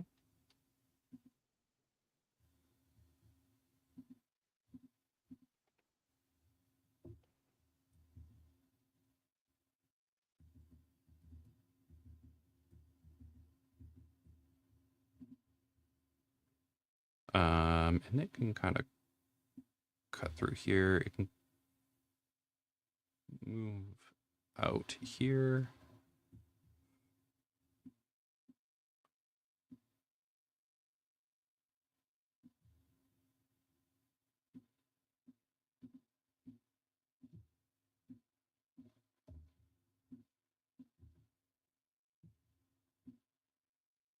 And then it's going to come in over there.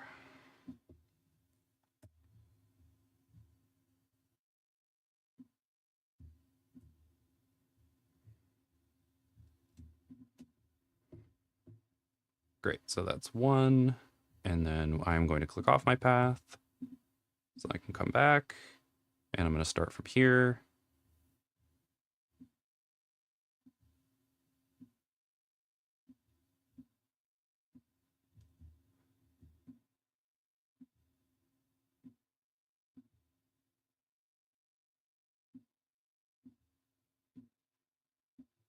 All right, so where did this go? This is around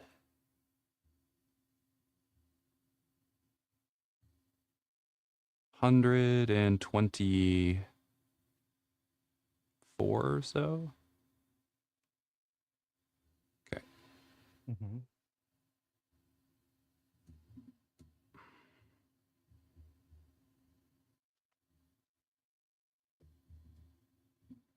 So we want to bring this in there. And then, nope. Just want to make sure that's lined up.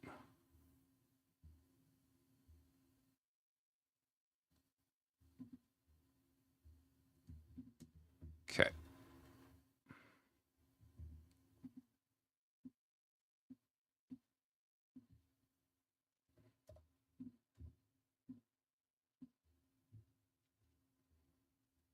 Excellent. Let's go back and check that. Just go back and check G plates quickly.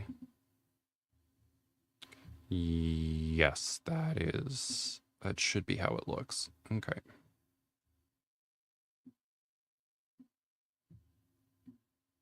Huh.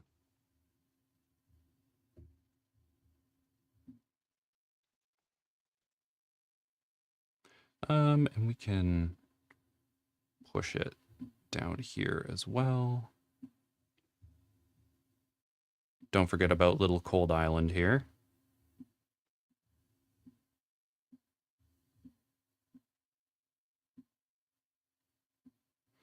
Okay. And then we are going to stroke that path. This chat filters out like half your messages. Oh, that's weird. I've had to approve a lot of messages as a YouTube mod recently, like a lot more than I remember ever having to do.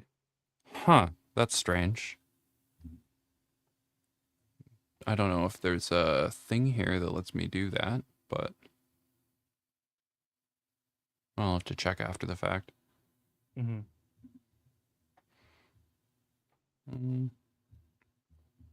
Let's do a different color, just because it's starting to overlap other things.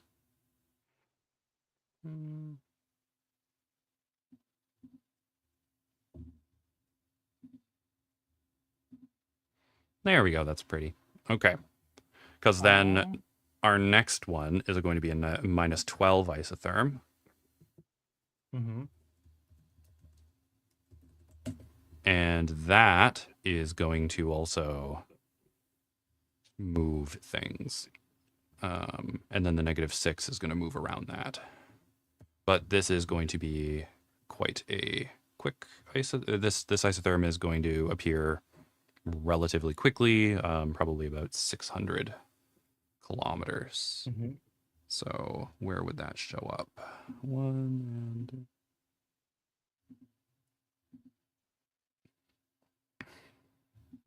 so kind of just as these mountains are forming down here.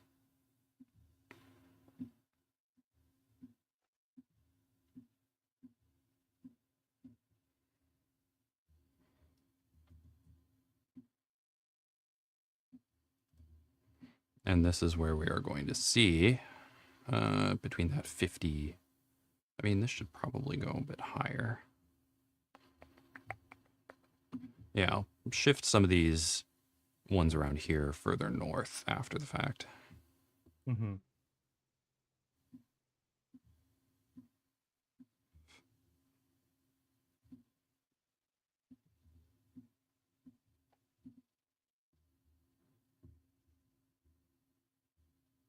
So yeah, ideally the negative 12 would be about, what, 66? Yeah, okay.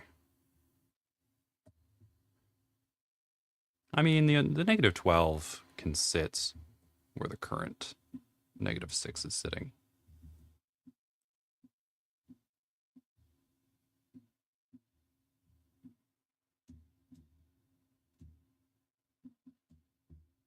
And then we are going to go the other direction.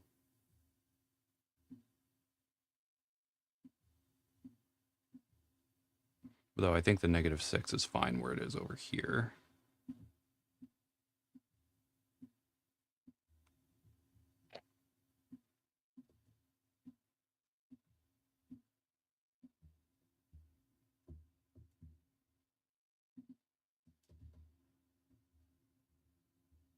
Yep, it's over that. Okay.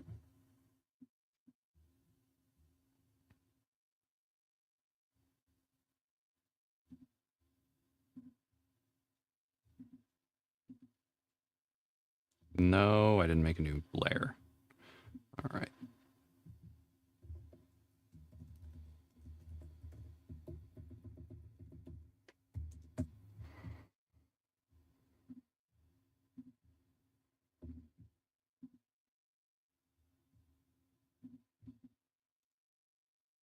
I don't know if I have a strong filter on. I'm not sure what's happening. I probably have to go back and check the settings. I literally have not touched anything with the filter. All right, so this is where our 6-degree isotherm is now. And a negative 6-degree isotherm is now, and I'm probably going to move it to be about 50 or so. So I'm going to get rid of the path for it.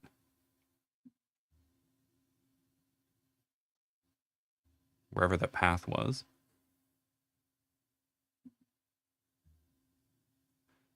All right, well, I can't find the path, so it doesn't matter much anyway. So let's just drag it down here.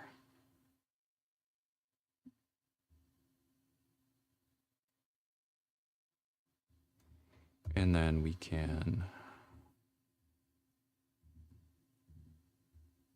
manipulate some things accordingly. Excellent. Which, you know, it's generally fine. So I'm going to come in here with this new negative 6.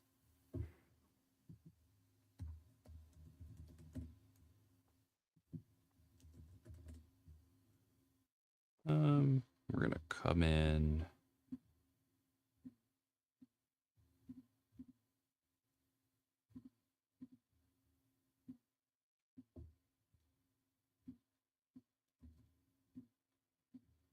And then go along the coast a little bit and in here. And then this is going to be dropping by, yeah, I think 75 meters, 75 kilometers, sorry, for 75 every meters. 75 meters. Just a cold wall. Yeah, so by the time we get to the bottom of these mountains here, it'll be there.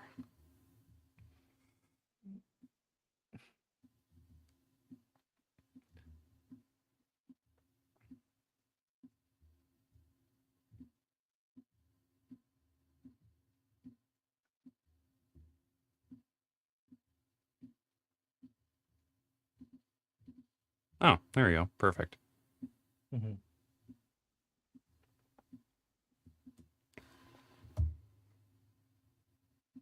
Now we can just erase everything in the way.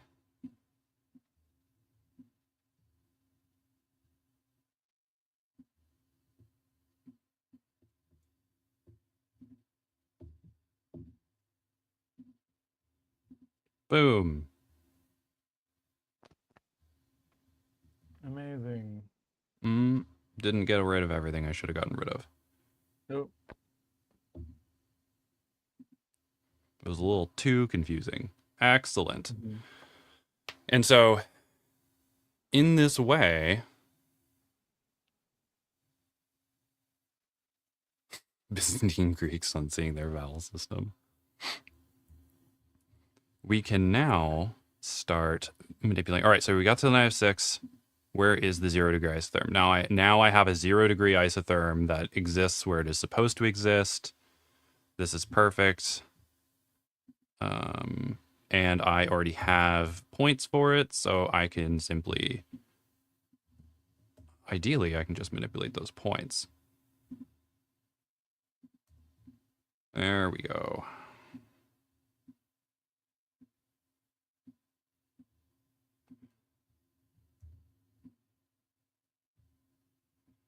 All right, and then over here, this needs to be changed as well.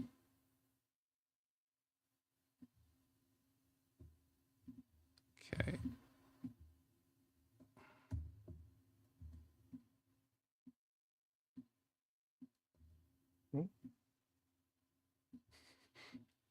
So you're essentially going from 0. Yeah, so the 0 degree isotherm is going to be kind of right along the water here for a bit, which is okay. Yeah. And then you're gonna cross the mountains. It's gonna be like chilly.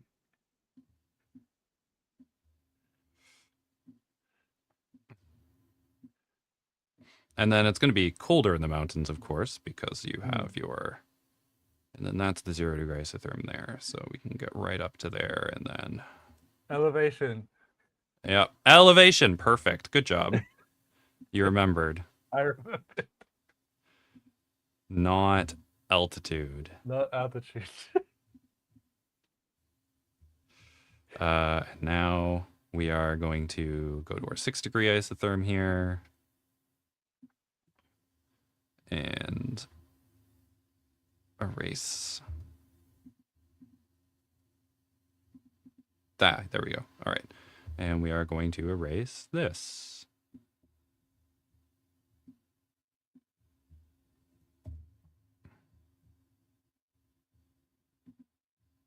And then we are going to manipulate that down here.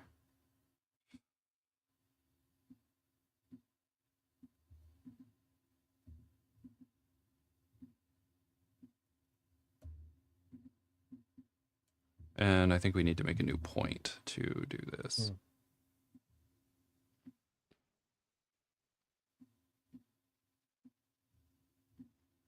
This is like a more Mediterranean area down here, isn't it? In here, yeah.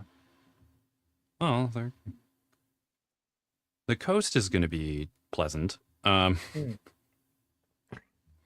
So now we're going to stroke that. Let's get a little close. I chose, I think the pencil's at like 4 pixels or something. Maybe ideally it'd be closer to 2. Fine. What? What just happened? Great.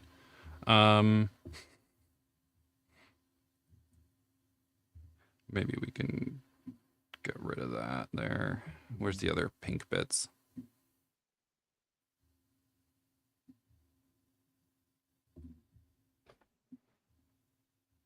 There we go. Okay, cool. All right.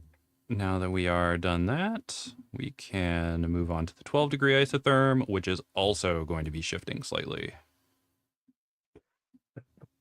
Boubaverse. Happy little isotherms. Yes. We are going to be moving our little happy isotherms to a little happy smile. Little happy smiles. That's the winter. Winter isotherms are little happy smiles moving down the continent.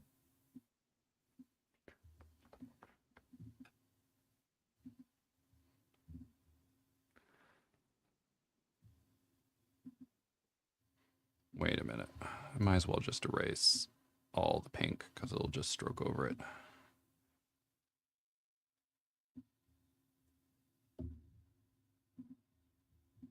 Boom. Great. Yeah, so there we go. Voila. Managed to get all of the isotherms in there.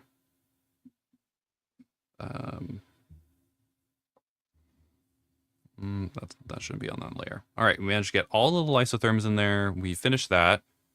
It is almost noon, and we have not yet venerated the Great Green Dragon. Mm-hmm. So let us do so, and then we can come back. We can do the last step, which is kind of adjusting for temperatures over, like, from coasts, which we've already kind of done. But it's just making sure that some of the warmer places are a little warmer. So let's get rid of this for now. In the potagium we trust. Although trust is not important in the orthopraxic system. Hey, if you do it right, then If you do it right, it's right. Then good things will happen. That's not proper. What's going on here?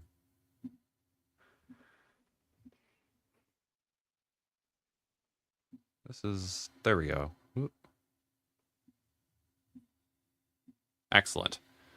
All right, so we are going to take some time in the middle of our stream to praise the Great Green Dragon, whose body is the ground beneath our feet and whose splendid, resplendent tail is the shining sun above us. I am going to venerate the Great Green Dragon by taking a brief break and having some coffee, the beans from which grow from a plant, which are nurtured by the Great Green Dragon. You can do as you would like, and we should be back in like 5 or 10 minutes. Yes. See you later.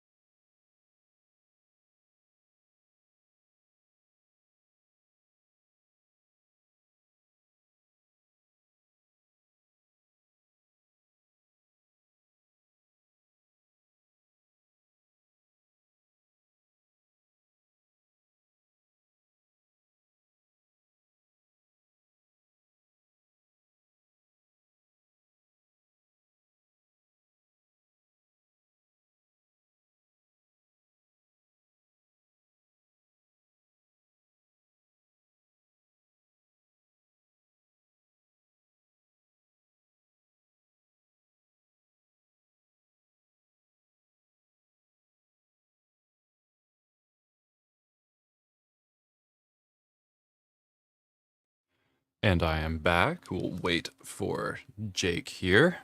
Oh, okay. But I can get this stuff set up on the StreamYard. I hope everyone venerated the Great Green Dragon appropriately.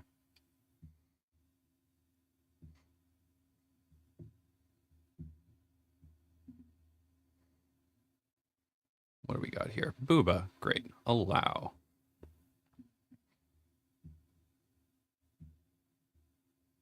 Wonderful. And then when Jake's back, I will add him on. Just a reminder to like and comment. All those things are very helpful. And check out the new video if you haven't already. Let me know what your favorite critter is or part of it in the comments. Comments help a long way towards the algorithm. You can also support Lands Unknown and, you know, making this stuff. You know, and I'm going to be adding some more things for Patreon folks. I'll probably add Patreon streams or like marginalias specifically for Patreon members. And I don't know, I may do that for maybe for all tiers, just as another thing to get people to jump on. But I think it would definitely help cover some more topics that I'm interested in exploring, like for the upcoming World Building Festival. And you can also support Let's Have a Booba. We have all of the links in the description. And Jake's back. I'm back. Excellent. All right, so I'm going to turn off G plates. Going to turn off obsidian.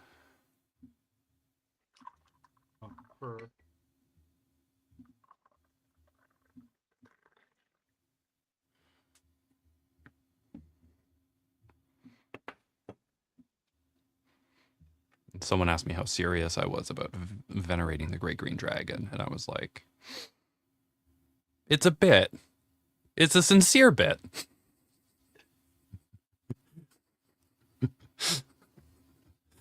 I just think of, I don't know, it's very millennial of me, but like Mr. Blindside. Have you heard that song? It started out with a bit. How did it end up like this? It was only a bit. I think that's very much.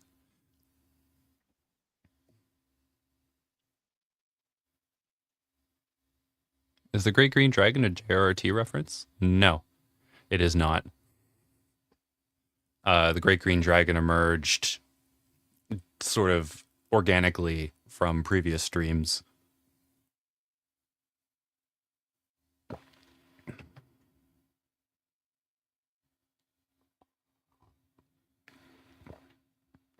Though I did have some issues with adjective order when I was... Sometimes when I work on some of the common names for the critters, I'm like, how am I going to fit this together? Because it needs to be like, you know, like I have black dragons. So, you know, I have to have like, I don't know,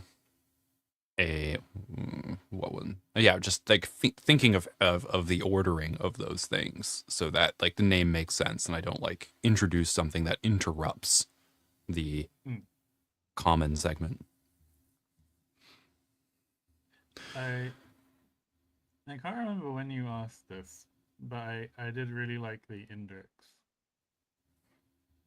Oh yeah. I think I answered earlier. I enjoyed the Indrix as well. I think Writer 2 made a comment about the Indrix. I always enjoy I mean, you know, because my background coming to this is from geography, so I'm interested in biogeography, and I'm interested in things I guess like ecologists would call like movement ecology and stuff like that. But like how animals and groups of animals spatialize themselves in the landscape in the way that their spatial interactions construct their environments, which is, you know, like niche construction, but we refer to like ecological engineers, keystone species, like there are different terms that are used. Mm-hmm.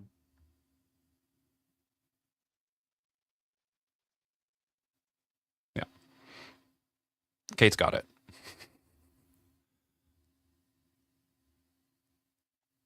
What should I talk about? I have no idea how to narrow it down. Oof.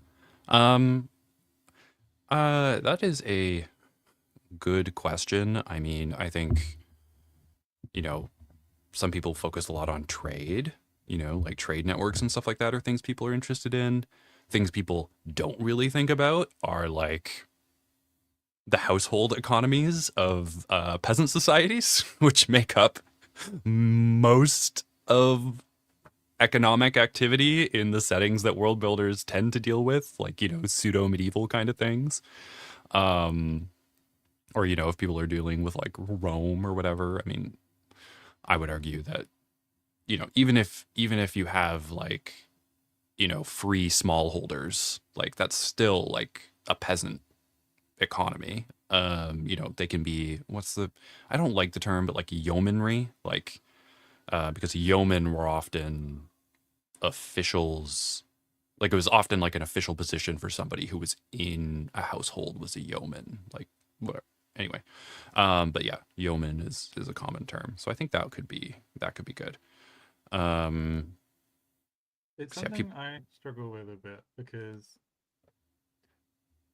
I think that when I'm trying to present anthropology, like the stuff that's interesting in anthropology for anthropologists, but it's not necessarily what's interesting for a general audience to and for world building specifically. I feel like there's a lot more of anthropology that people could draw on. A bit like how with conlanging, not all of linguistics gets used, hmm um, which isn't necessarily a problem. Um, but it means that there are whole areas where you're like, I don't know how this thing should be applied in this setting. Um, uh, I I need to work a bit more on my kinship presentation, but I think it will be interesting because there's a very specific sort of kinship studies that conlangers have latched onto. yes. Um, Don't need to tell me twice. yes, um, Which is and fine. It's just, a thing. yeah, but I'm hoping I can get people excited about other kinship.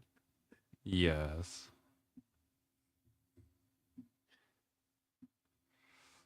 Okay, so this is gonna go. All right, so I'm erasing this. I'm keeping the. So the thing is that yes, I'm erasing all this. All of our work is being destroyed, but the paths are still there, right? So this is fine. And I'm going to get rid of our layer that has the spots on it. Yeah, Is thank this you. better, Matthias?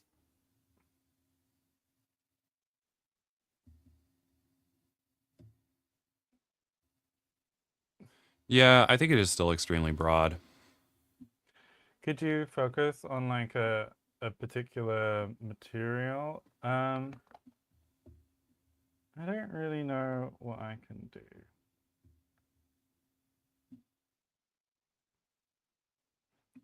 And probably not the easiest thing for me to try and work out now, but Okay, so um, uh,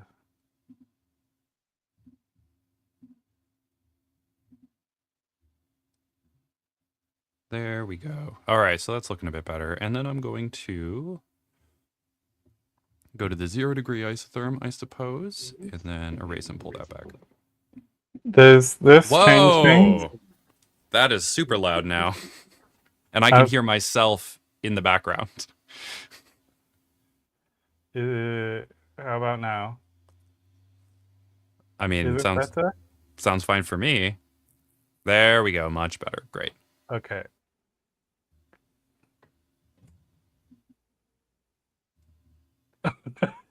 Thank you for qualifying. uh, I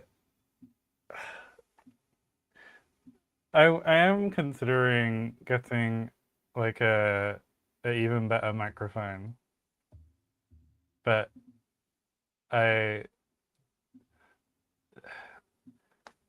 I can't quite tell how long I'm gonna be streaming as much as I am, so I'm not sure how much of an investment is worth making at this point in time.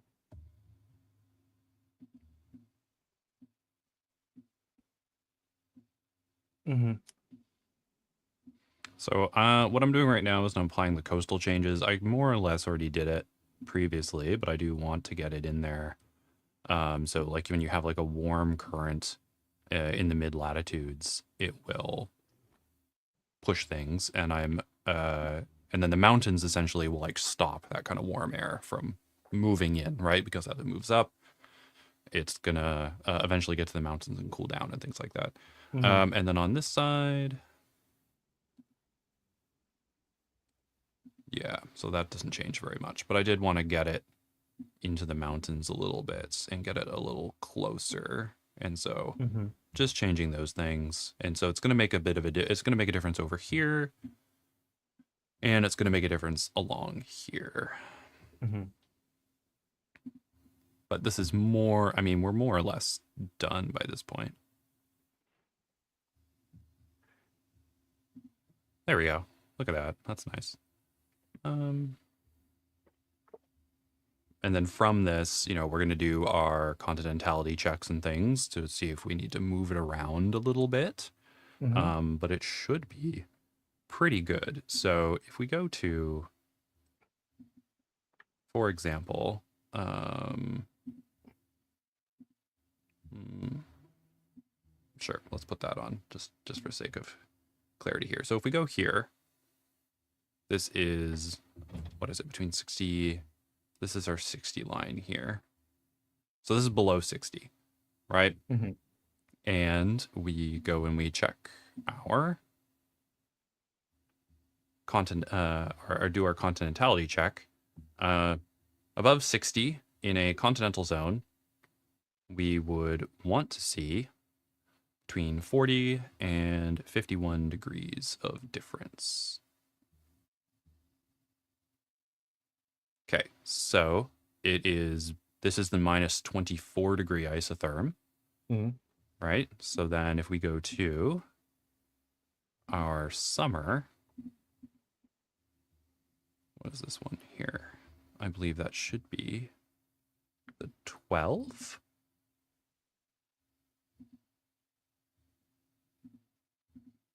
No, it's not. It's the 18 degree isotherm. Mm. Great. So um, that is pretty. And let me note too that this goes below that point. Yeah. So we could add a couple degrees on there. But if we, but yes, so 18 plus 24 puts us at 42, which is Hmm. which is good. That's what we want, right? Hooray. Continental check is the new fit check. Yes.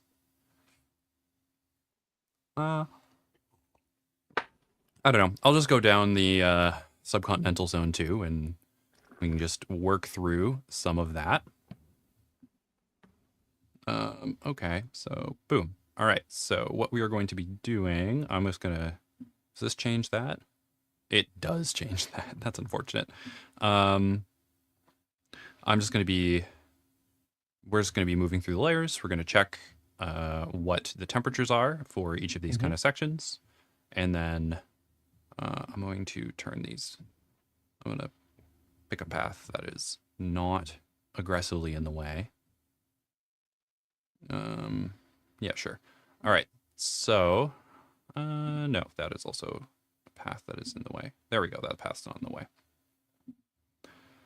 So then that was 18. If we go south, that's 12. That's still in the continental zone, but that is now in like the 50 to 45 range. So continental, that would be 33 to 42. So if it is 12 degrees, then I don't actually need to do that. I can just keep that one on because this replaces it. And then down here would be negative 18. So that would be 30. And if we go to our continentality check, the subcontinental for that range is 24 to 33. So we have hit it. And the continental for that range is 33 to 42. Wait, what did I say it was? Negative 18. No, this is subcontinental. Yeah, so it's in the subcontinental zone. That's fine.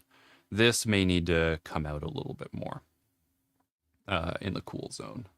I'll make a note of that because we'll do the continentality check stuff next time. And then here. Okay, cool. So that is that 21? Oh, turn off winter isotherms. This 21? That is 21. 21 to negative 12 is 33. Great. And then we have our 24 degree isotherm there. And in that spot, we have... Nope. 0. 24 to 0. This is 30 to 40.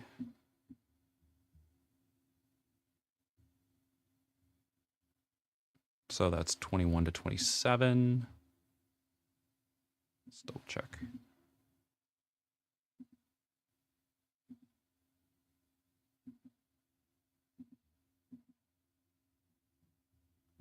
(24 to 0). 21 to 27. Hey, there we go. That fits. It's right in there. Excellent. And then once we get into the equator here, so below 30, so I believe this is the 21 line in the winter. Nope. What's that? 15, that's 12. He said.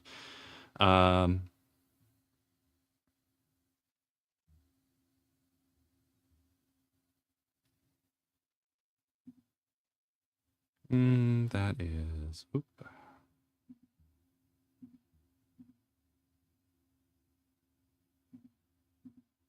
that's 27. And I believe that is, where's the 18 line? That's 12. 27 to 12 is 15. And 15 to 21. That's good. Okay, it's a little on the lower end of the range, but that's okay. That's fine. And then we're kind of out of the subcontinental. I'll do the bottom of the subcontinental zone here just to check. The 18 line is there, so 18 and 12. In the middle of it would be 15, so we'll say that's 16. And then that's in the middle of the hotspot there. So that would be 30, that would be 15. 12 to 15. Boom. Excellent. We are good. So all the way down latitudinally, we are fine. Right. For our continental zone spread, we are good. So this is the first few times I did this, I needed to change things quite significantly with the continentality checks. But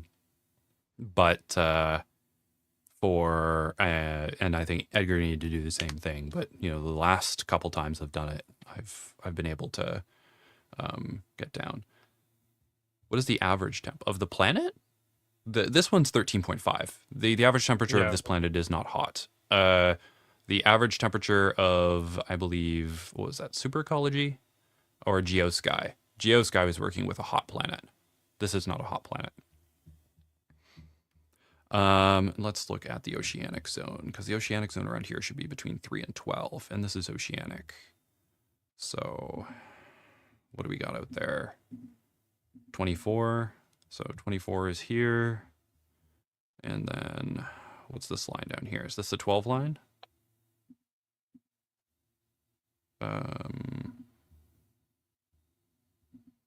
Yes. Excellent. That's 12. Good. 12. We are in the zone that we need to be.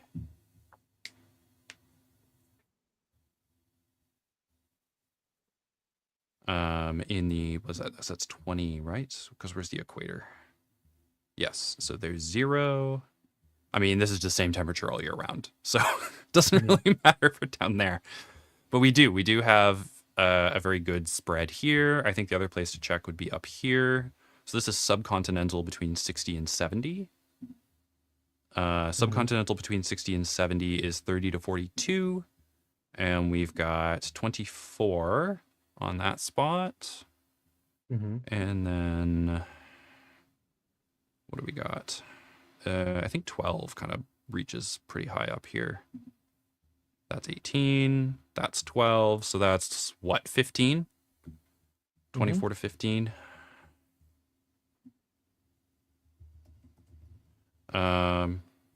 It's like 39. And so subcontinental 30 to 42. So we are good there as well. And this is variation, right? Like it's going to be, you know, there can be like microclimates and like other things going on. So that I am happy about. I do want to check sort of the oceanic side because this is where we may need to change things like in, and then this is oceanic. So in the summer, this is also going to be about 15. Oceanic summer, 12 to 30. So we may need to change one of the lines in here in the winter because I think I just kind of brought it straight across, but we shall see actually. So if I leave it on the 15 mark, it is now in the winter.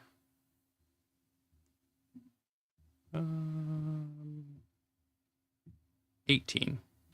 Okay, so that is 33.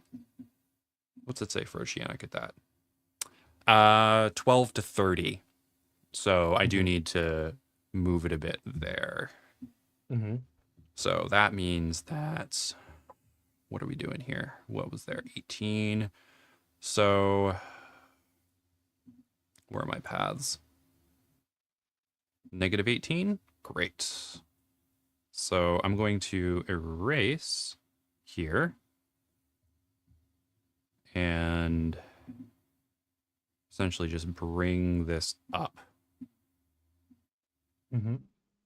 And then this one below it, this kind of peachy colored one, will also rise up. And then this lower one will rise up as well. So we do have this like oceanic, because this bay is intruding into it and it is helping to moderate the temperature. So it does have like this impact.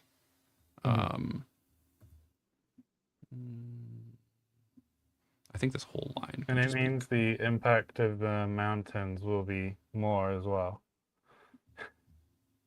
Well, Will be yes, so we can shift it a little bit to, well, yeah, because the mountains are also where the kind of the whatchamacallit zone kind of starts, the subcontinental zone. So there'll be a sharp distinction with the mountains there. And it also makes sense because the mountains are going to be like this air is coming around, especially in the winter, right? Like it's circulating air here. And, you know, the cold air, which is being pushed up through the force of being pushed up and then coming down, you can have like fawn winds, föhn. And then over here, you would have this warm air being pushed up the mountains. As it's being pushed up, it is also cooling down. And then, you know, this cool air coming down on the other side. So yeah, so we can, it definitely makes sense. I think it's a good time. And we are going to then stroke the path. Great. And then we can move to 12 and we can kick that up. And then we're going to kick up the one below it as well.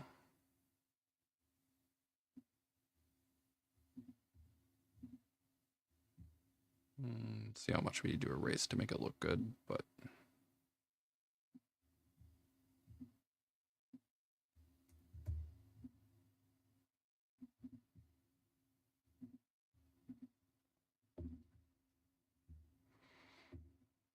and then I think the other thing about this too is like I am doing my best to articulate why I'm making the choices I'm making within the method. And I think that is more helpful than watching the lines get moved themselves. And then this 6-1 is going to get moved as well.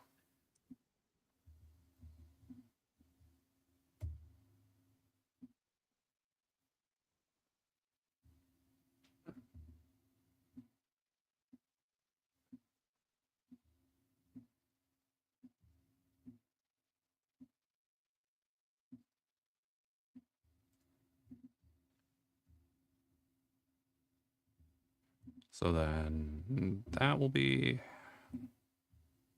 stroked there. So then that will fix that other problem. And then this line up here, I think is the -24 line. Yeah, so then we will find that one. And it was pretty close, I have to say. Yeah. Do I want to erase this whole thing? I'll erase all of the pink. Because now we're introducing this purple line as like our final here. All right, so this is going to now come in here, and I will add a new point so I can get it above there. I don't like that. These can be smooth. That's fine. All right. Nice. Good, good, good. So that fixes our continentality in this area, which is kind of where I thought we needed it. And if I follow this one along, we do want to just check over here as well. This was the other area that I was kind of concerned about. So where are we? 60. All right, so 60 means this is between the 18 and the 12, so it's about 15. And then, okay, so this is, I believe, is that the 18 line? No, that's the 12 line. So it's just, I don't know. Again, close to 15. So this will be more we can have like hyperoceanic areas along the side where we see very little changes in temperature. We see this on the west coast of North America, around where I am. Like there are some islands very close to the side that don't change all that much. So, yeah, so up there should be about a it says 6-degree change, but that is not always true. I can double check. What's the, wait a minute. No. The winter isotherms, this is, thank you. That's -18 and -12. So then that is -15. And what was this in the summer?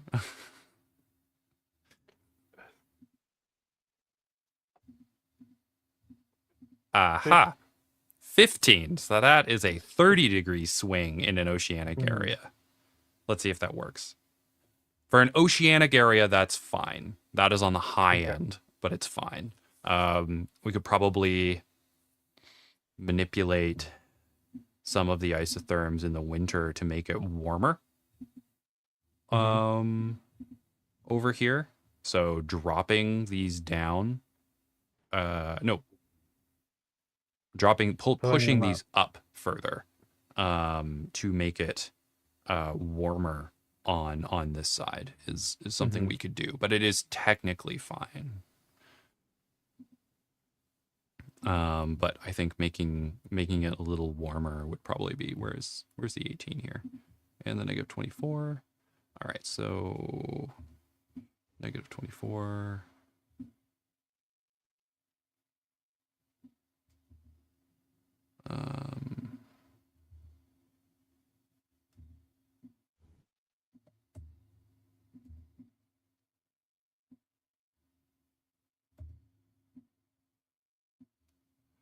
Yeah, and then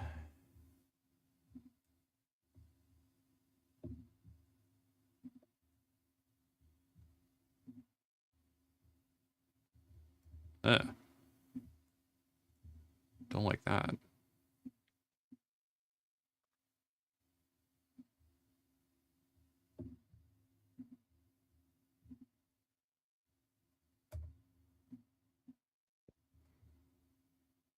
Okay, now we can go to the -18.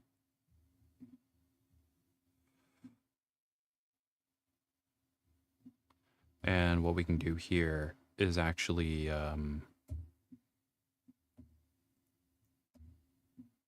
hug this closer. Mm-hmm.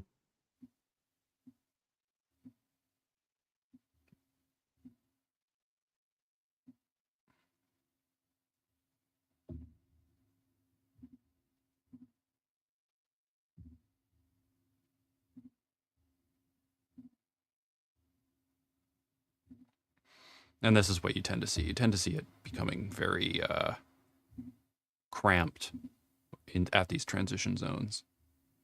Mm-hmm. And then that can be pulled in.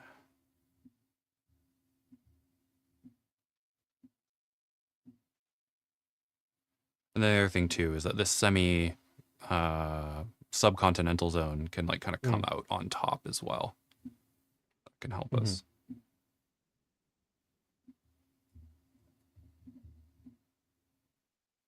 There we go.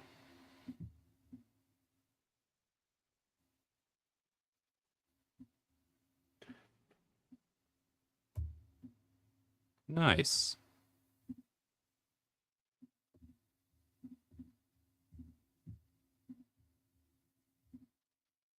Great. And then we'll do the same thing for these two ones below here. So we have the -6 here.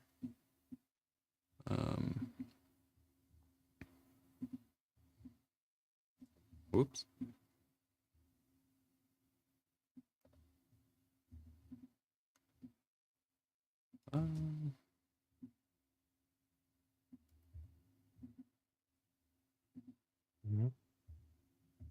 And we can take this and bring it up. Probably make a new point for our current here. So now this change is going to be from -15 to 6, which is like 21, which is more reasonable.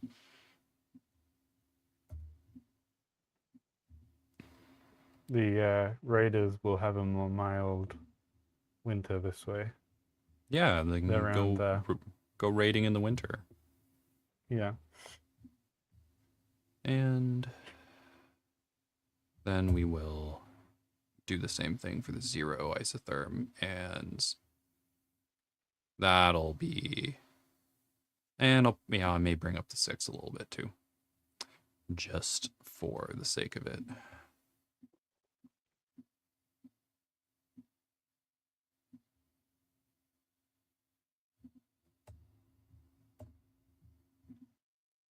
I accidentally stroked a path on the wrong thing before.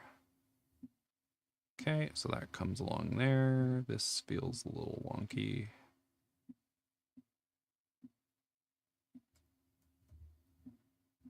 Yeah, that's a lot. All right, there we go. So now the 0 degree isotherm comes up there.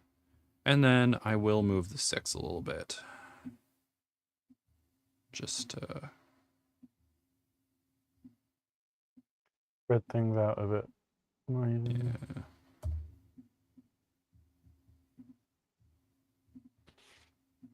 So that was the area that I was that's the one that I was kind of concerned about. There we go. So many lines. Then the other place that we would, and then we can see like similarly over here, right? Like this would be another spot we'd like to check because that's oceanic at about 40 to 50, I guess. So let's check. here. So that would be between 6 and 0. So that'd be like, what, 3 degrees, more or less? At 45, we got 3 degrees all on that coast. And then in the summer, it is, let's see. Oh, okay, cool, 21. So that's an 18-degree difference. It's oceanic. It is 45. That's 9 to 24. Brilliant. So we're doing good. Yeah, Hooray. no. Oh yeah, and then the other place, we have our little island up here, which Mm-hmm. gets quite cold throughout the year. I mean, it's probably going to be subcontinental there because it doesn't Mm-hmm. change as much as other places, but it is -3, let's say, Mm-hmm. in the In the summer. summer, and then in the winter, it is.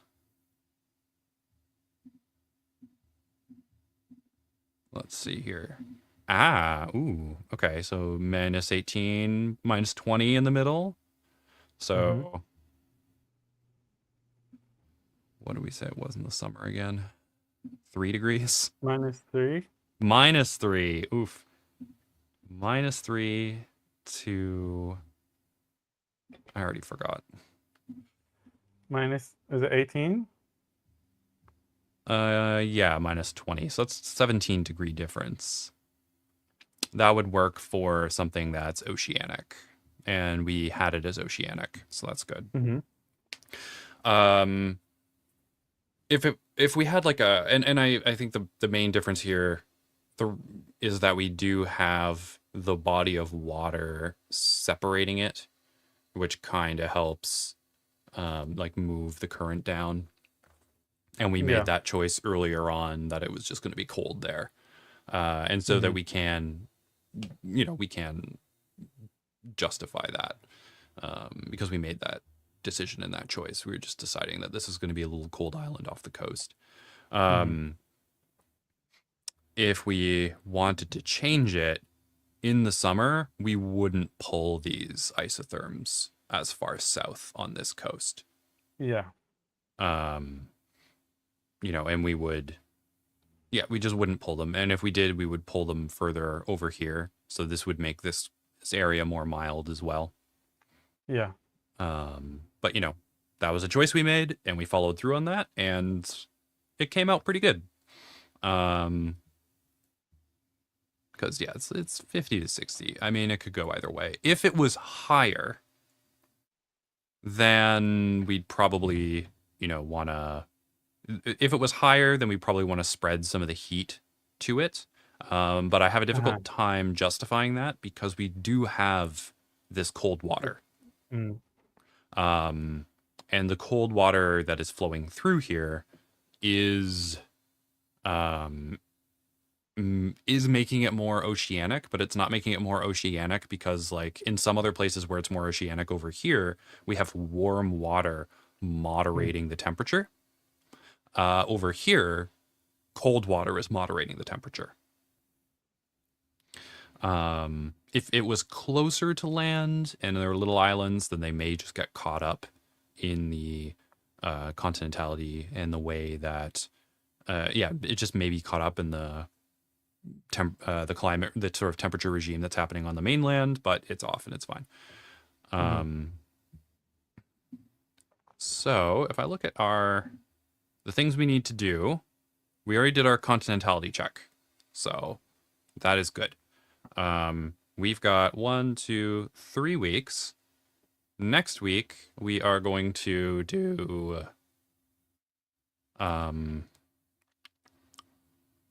I guess we can do elevation. And then we can more or less, I mean, then we can start doing climate because Mm-hmm. I don't know how long elevation will take. But then the 23rd is essentially, we can just do climate stuff. And what I will do is export this into the projection that we want to use, have my iPad, and then apply the climate, because all of our isotherms will be there, so it'll just be a matter of like, filling it in. And Yeah. then that'll also give us a something nice to use.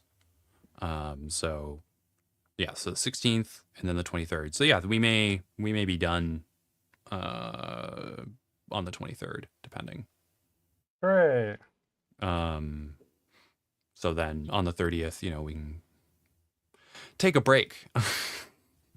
Because I won't be here to take a break anyway. oh, okay, well, Miles Yeah. can take a break, and I Hmm. can, I don't know, spend some time getting some other stuff together. Maybe I'll just paint or something like that for the Hmm. world, because to get some stuff ready for the World Building Festival. So much stuff to get done for the world. I also have like courses to teach, so I have to get those ready too. Yes. I have,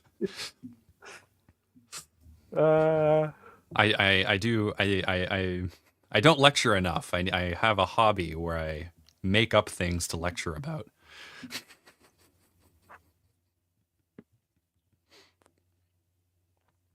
yeah. So is this done? So these are the baseline isotherms. We'll be making um, isotherms for elevation. Uh, but so we'll be shifting them a little bit, and we can talk about the key, because you do have a key for your mountains. Some of them are, it's in feet though.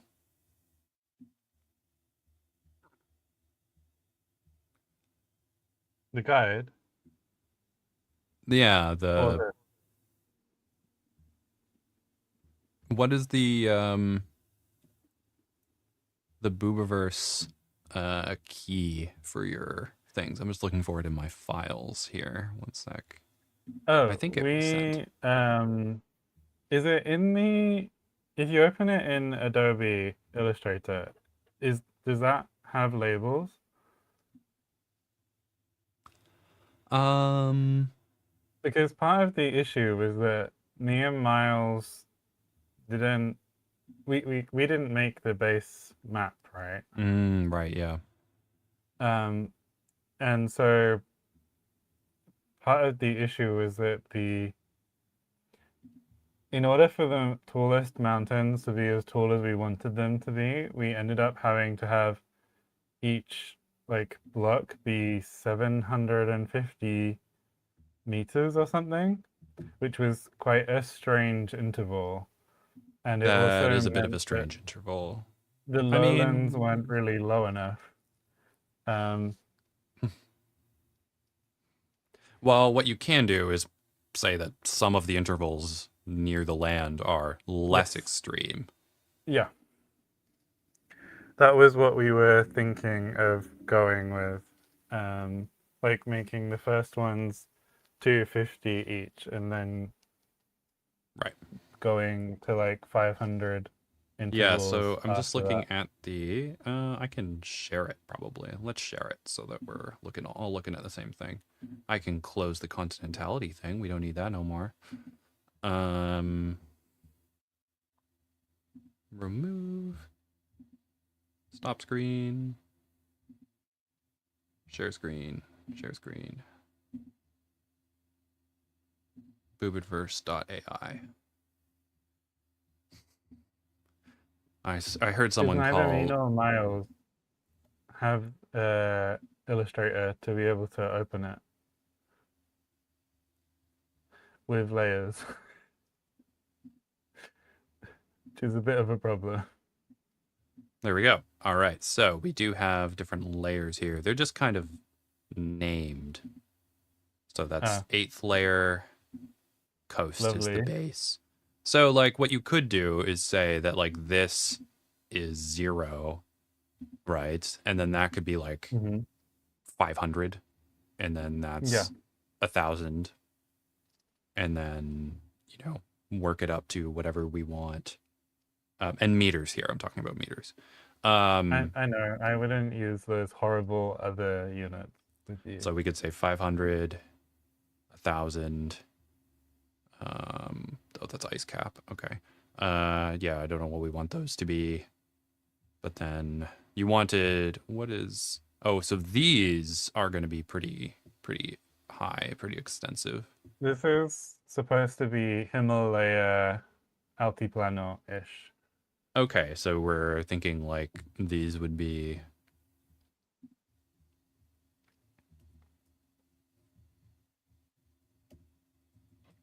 all right.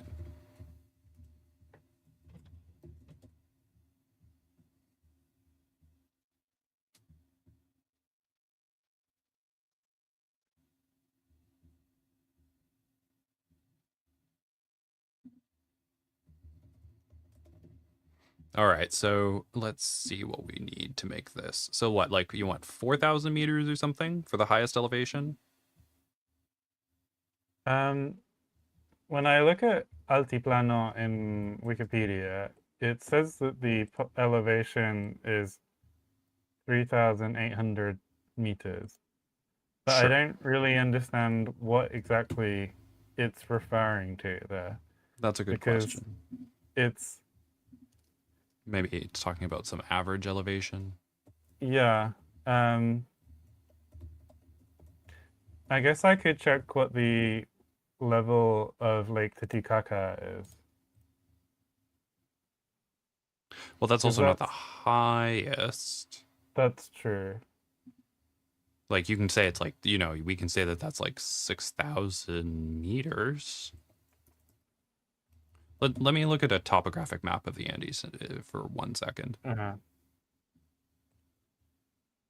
Yeah, so let's say that's 5,000 meters. Let's do that. Mm-hmm.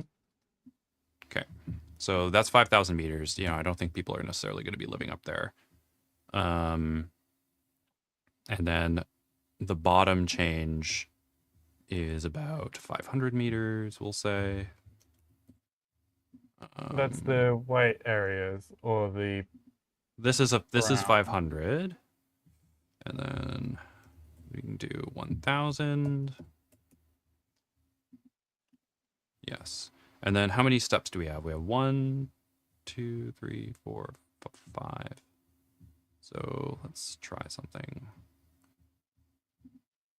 1.5, 2, 2.5, 3, 3.5, 5,000. You know what? Let's just make the 5,000 one 4,000 plus. That will be fine. Mm-hmm. Because we'll just say there's parts of it in there that are 5,000. You can't see me Because I working didn't on my want layers. people to be able to live in that area. Sure, they can live up there. That's fine. Yeah. I I mean, it's gonna be I'm cold. hopefully going to Cusco uh in October. So All I'm right, so and each 1,000 meters or so is about a 6-degree shift. uh-huh. So we've got that is going to be 6 degrees. Those changes would be another 6 degrees. Mm-hmm. That is another 6 degrees. And then that is a 6-degree difference. So, Mm-hmm. with that in mind, if I check the other file, which is pretty grainy, you know, Yeah. so I may have to export a higher resolution version. Apologies. Don't worry about it. Well, the reason why it's so grainy is because it was in G plates. Ah. When I actually, yeah, we're gonna have a higher resolution version for when we're painting the climates on. Mm-hmm. So I mean, it's easy enough to kind of work with at this point, but you know, there's gonna be, and we're working from a global perspective. You know, this is a, um, you know, the scale of this map that we're working on. We're not getting into all of these little details and stuff necessarily, right? Yeah. Where are we at? Okay, so let me pull up StreamYard. We're going to remove that. Stop it. Share the screen. Great. So here I can now get rid of that. Cool. So for example, this spot here at the tippy top is going to be, It's not on screen. oh, every time. Okay, add to stage. Makes me It's do it okay. twice. So this is, where are we at? In the winter. Mm-hmm. Great. So on the winter, this area is -12. Ooh. It's 4,000 meters. So that's going to be like, up there, it's going to be, what, -36? I don't think people are going to be necessarily living up there. Okay. So down here, Down here, maybe? there's going to be ice. Ice is going to be living up there. That is what's going to be living up there. So there's Uh-huh. 6. So 6 The Yetis. degrees. So up there, again, like -18 in the winter. And in the guess. summer, what's going on in the summer? Let's get rid of that bottom map. There we go. In the summer, it's going to be a bit more reasonable. In the summer, it's going to be 0. Again, that's going to be glacier. You're going to have ice there all year round. So people can I live. guess they could live in the foothills more than the plain. Well, they're not going to live at. Well, 4,000 meters is like there's ice in there, so they can live at Oh, yeah. 3,000 meters. Mm-hmm. Because Lake Titicaca is at. What is the elevation there?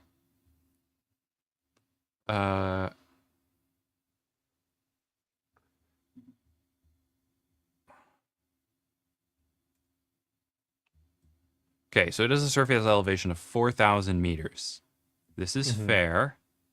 It is also at 15 degrees south. Yeah.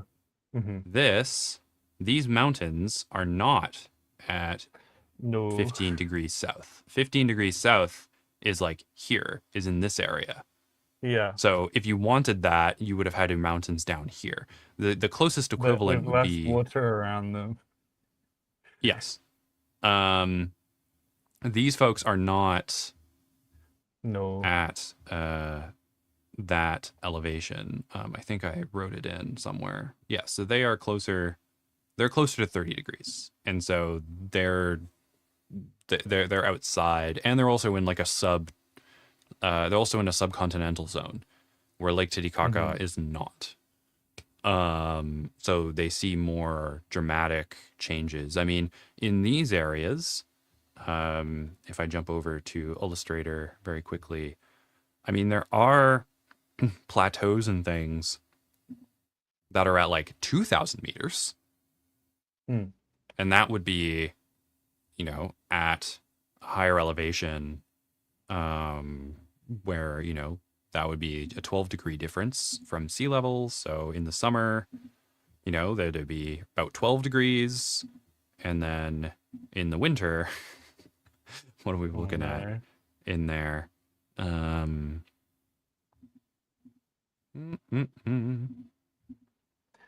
That's fine. 6 degrees. Between 6 and 12 is 9, and it's -3. That's fine. They can live up there. The next continent in the Boubaverse, all of the mountains will be in the tropics. Well, the thing is, what I think could work is if you had a tropical continent over here that had mountains over it, right? If you had a continent here with mountains, then if we had our currents, like, what is it? It's coming up here and that's coming down here and then makes the jet over there. So, like, if you had a continent that kind of straddled the equator over here it wouldn't really interfere in anything that we've done. And you could kind of make it Hmm. go into the southern hemisphere Yeah. and kind of then have like the mountains creep up over here and then have like a tail, peninsula coming down there. Hmm. And you could have some stuff up here as well. Like you could have essentially like a continent here and then a continent here that could smash into each other and like do mountain building right on the equator. And then you could have Hmm. an alta plano kind of situation. But as it is, Hmm. they're, They're too you're far north. Yeah. it's closer to the Himalayas, right? Like, Yeah. yeah. Um, so I'm sorry about crushing those dreams. I think it's also just that the continent all got bigger, right? And so Yes. where some of these ideas came from was from a continent that was a little bit smaller and a little bit because we only extended it a little bit further south. I think it goes a little bit further north than before. Mm-hmm. Um, sort of. Like the projection did a lot to help with that, but Yeah. like things like uh I think when you looked at the islands the first time, they were so much further north that they were going to be like the mountains protected them from more of the wind, right? Mm. Whereas now they're like fully tropical, which is gonna work fine, but it's changed the like we're claiming that the other image is of a person from the island who has gone up to the continent. Because like I could um, imagine if we wanted, I mean, if you had taken no, what I'm you'd fine worked with on changing how and things like work. shifted it, like if you moved the continent so it was more diagonal. Yeah. Let me. It doesn't really matter. All right, so if you had done something like that, Mm. right? So then if you did something like this, then that is our, you could, where's our equator? If the equator is there and you had done something like that, so that this was at 15 and then that was at 15, Yeah. things could have been different. I mean, you still would have, I mean, you wouldn't have had like, it wouldn't have been very continental. I mean, you still could have had some Mediterranean in some places, but it would be a very different sort of Yeah. world. I mean, Yeah. it just means that there's more opportunities to apply things in different and new places. Yeah. And like, I don't know. It's the stuff that you have, you can kind of move around where they Yeah. are. Right. And, I think these mountains down here, if I jump back to the Illustrator file very quickly, like how high do they get? Those Oh, are also like reasonably tall. the mountains in there go up to 3,500 meters and they're around Yeah. 15. So, and what is it? Like they're like 24 degrees all year round or something? Yeah. Okay, so 24 in there. Yes. All right, so it's 24 in there. What are they here? I think they're 24 here too. Yeah, so and the thing that you can do, so in the change of 6 degrees or 6.5 degrees for every kilometer of elevation, Mm. uh, is an average. Hmm. In warmer, humid areas, it's the change is less. Hmm. So we can check what it is for Lake Titicaca and what the difference is between Lake Titicaca and the surface temperature, and we can apply that to here, right? Hmm. So like if we was it Lake Titicaca? Oh, it only has mean, daily maximum, and minimum. Ugh, Mm. that is so frustrating. Is there a is there a spot that people live nearby? Is there a Uh, if you settlement? go to the page There we for go. Juliaca, which is linked. Okay, the daily mean is 10 degrees Hmm. in the winter. Nope, that would be in the summer. 10 degrees in the summer and 7.7 in the winter. So let's say 11 and 8 if we're Hmm. rounding. And then what is, if we know in Peru on the coast what the temperature is, like at sea level, Hmm.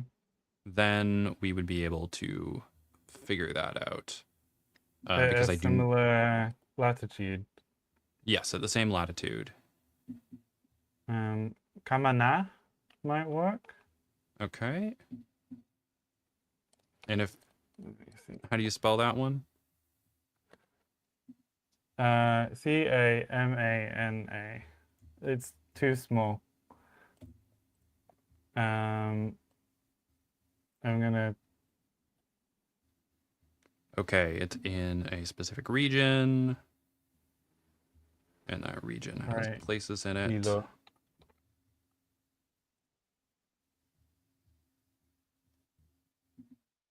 Um, yeah, Ilo only has maximum and minimum. So frustrating. All right. Um,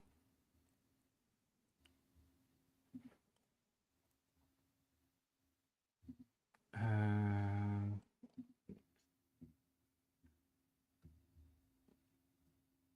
it's because people don't really live in the desert. The That's fair. Um, um,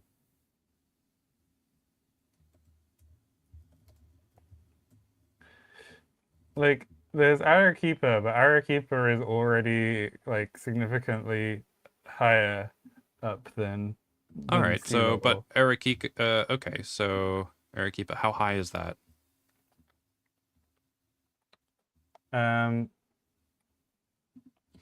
it is where is it? Where is it?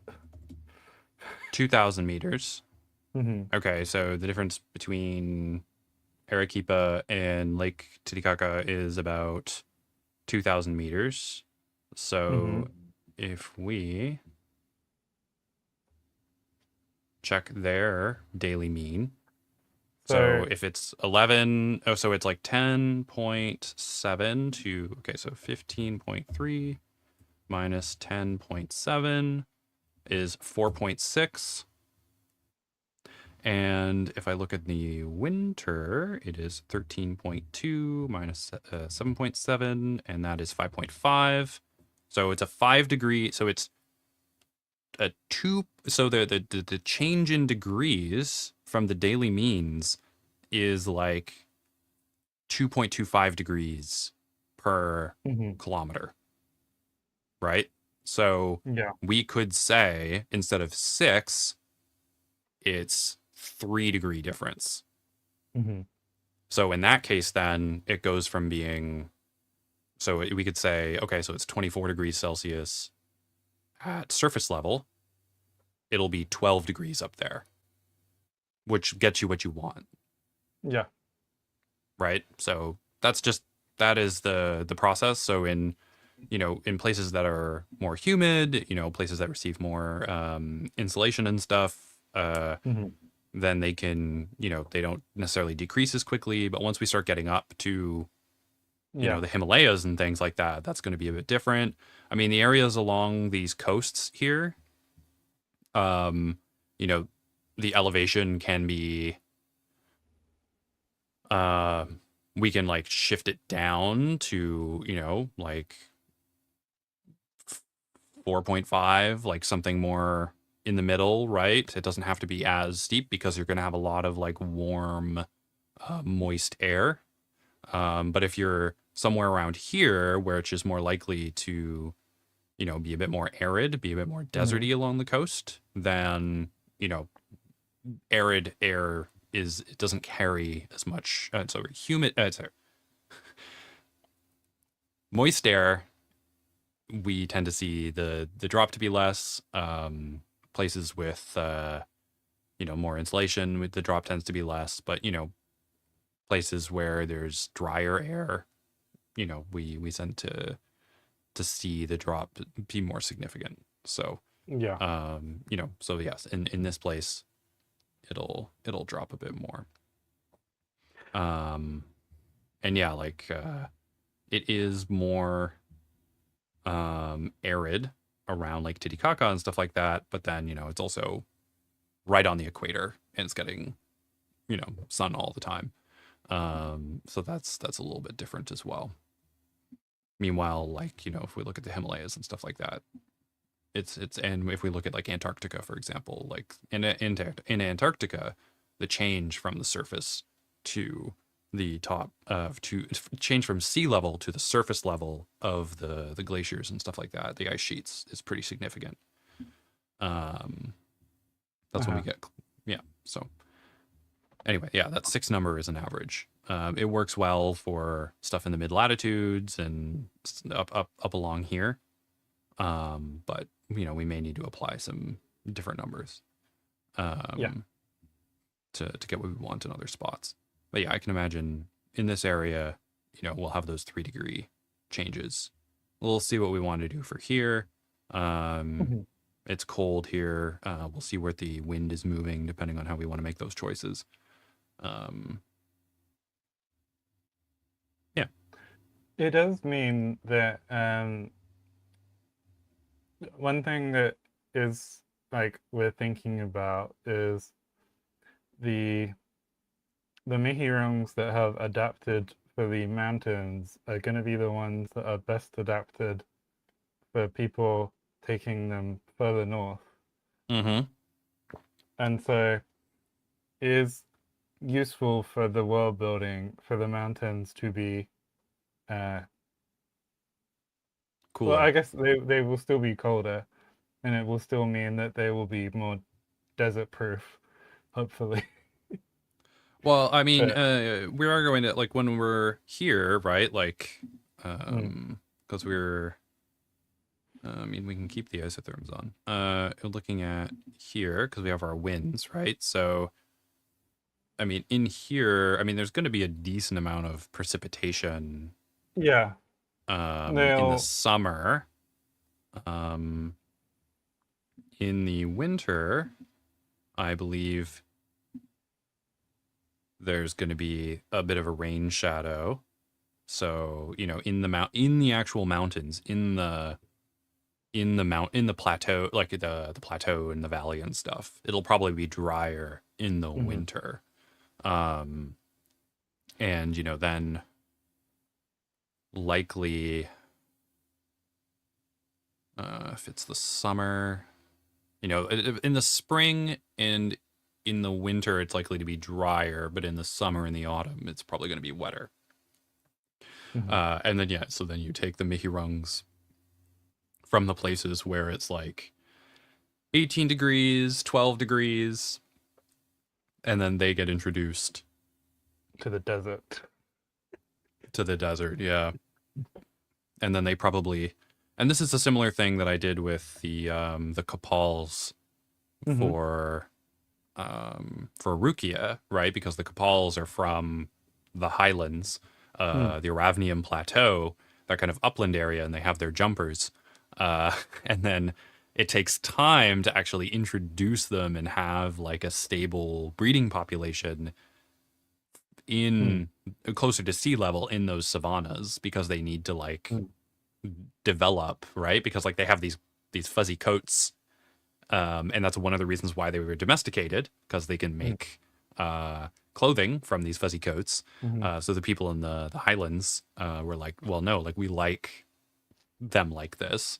But then the people who are in the river basin and in the savannas closer to the sea level want them to be skinnier, less fluffy, less poofy. Um, and then those end up being the ones that get spread beyond Arukia. mhm, The skinny, like the ones that have like been selected to have thinner coats. Yeah. But then you run into the issue where they spread out and then they get introduced to places that are further north. And it's like, oh no, now they need these coats again, Hmm. which is always fun. Uh, and we're gonna see some more charioteers and capals for the world building festival coming up. So, Hmm. but I think Yeah. we are pretty well set up for today. Got all the stuff done we wanted to get done. There we go.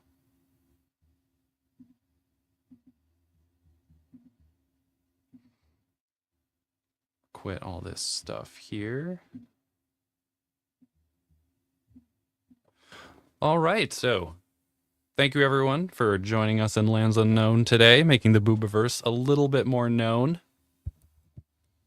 And next week, we are going to work on elevation and then start doing climates. We'll probably be able to knock out the E climates pretty quickly, knock out the A climates, um, and ideally, yeah, and then ideally, block out the other zones, get that all done. Then we can export it to the projection that we want, and then the week after that on the iPad we can make it look kind of nice uh, from the yeah, we can make it look kind of nice, and that'll be good for the world building festival, and then we Hmm. can do a little presentation about the different the different, I don't know, climate regions and things that are going on. Hmm. The Boubaverse is no Yeah. longer in The unknown lands. There's still things to Yes. become known. I think this the physical geography aspect is just kind of the first step, right? Because there's the biogeography, Hmm. there's all of the human geography that's going on there, and I'm sure the linguistic geography. There's all sorts of geographies that still need to be known, and will never be fully known about the Boubaverse. No. There's always room for mystery. A Um, mystery is like, I mean, in Taoism, mystery is like half of everything. yeah, Yeah. and so there's always going to be unknown stuff, because if all the stuff becomes known, then the channel's out of business. That's the geography guild's got to pack up. And in all the known stuff, there is mystery lurking in the fact that we think we know it Mm-hmm. Only in until the smarter person knows the limits of the knowing. only by learning do we find out what we do not know. You know, the more we find out, the more questions that we have. So The thank you again. fabled Thank, Socrates without any vowels. yeah. So thank you everyone for coming along today. Remember to like and subscribe and do the YouTube things. If you haven't already, you can go check out the new video, on the mainline video on the channel, exploring the northern lowland rainforests along the Mm. Agathi and Taiki seas. Um, and yeah, let me know what your favorite critter is and stuff like that. And as I mentioned, we'll be back next week doing elevation and starting to work on the climates and kind of hammering those zones out. Is there anything you would like to plug before we head out? Um, Gonna plug the relay on Monday again. That's the biggest thing. Uh, Also on Mondays, there's me and Maddie doing Languages of Pillow World. Mm-hmm. On Tuesdays, there's Let's Have a Booba. And on Saturday, there will be, on Conlangery, there will be a relay recap live stream that I should be in as well. So there will be more of me than anyone might ever want on the internet this week. And if you'd like to support Let's Yeah. Have a Booba, all of the Linktree stuff is in the description, so you can keep up with all of the things that Jake is doing. This is the only thing that So I many do. things. And if you'd like to support it, then you can join the Patreon to keep up on everything Lands Unknown. So until next week, may the Great Green Dragon's Patagium, bring you clouds and good rain. Boom.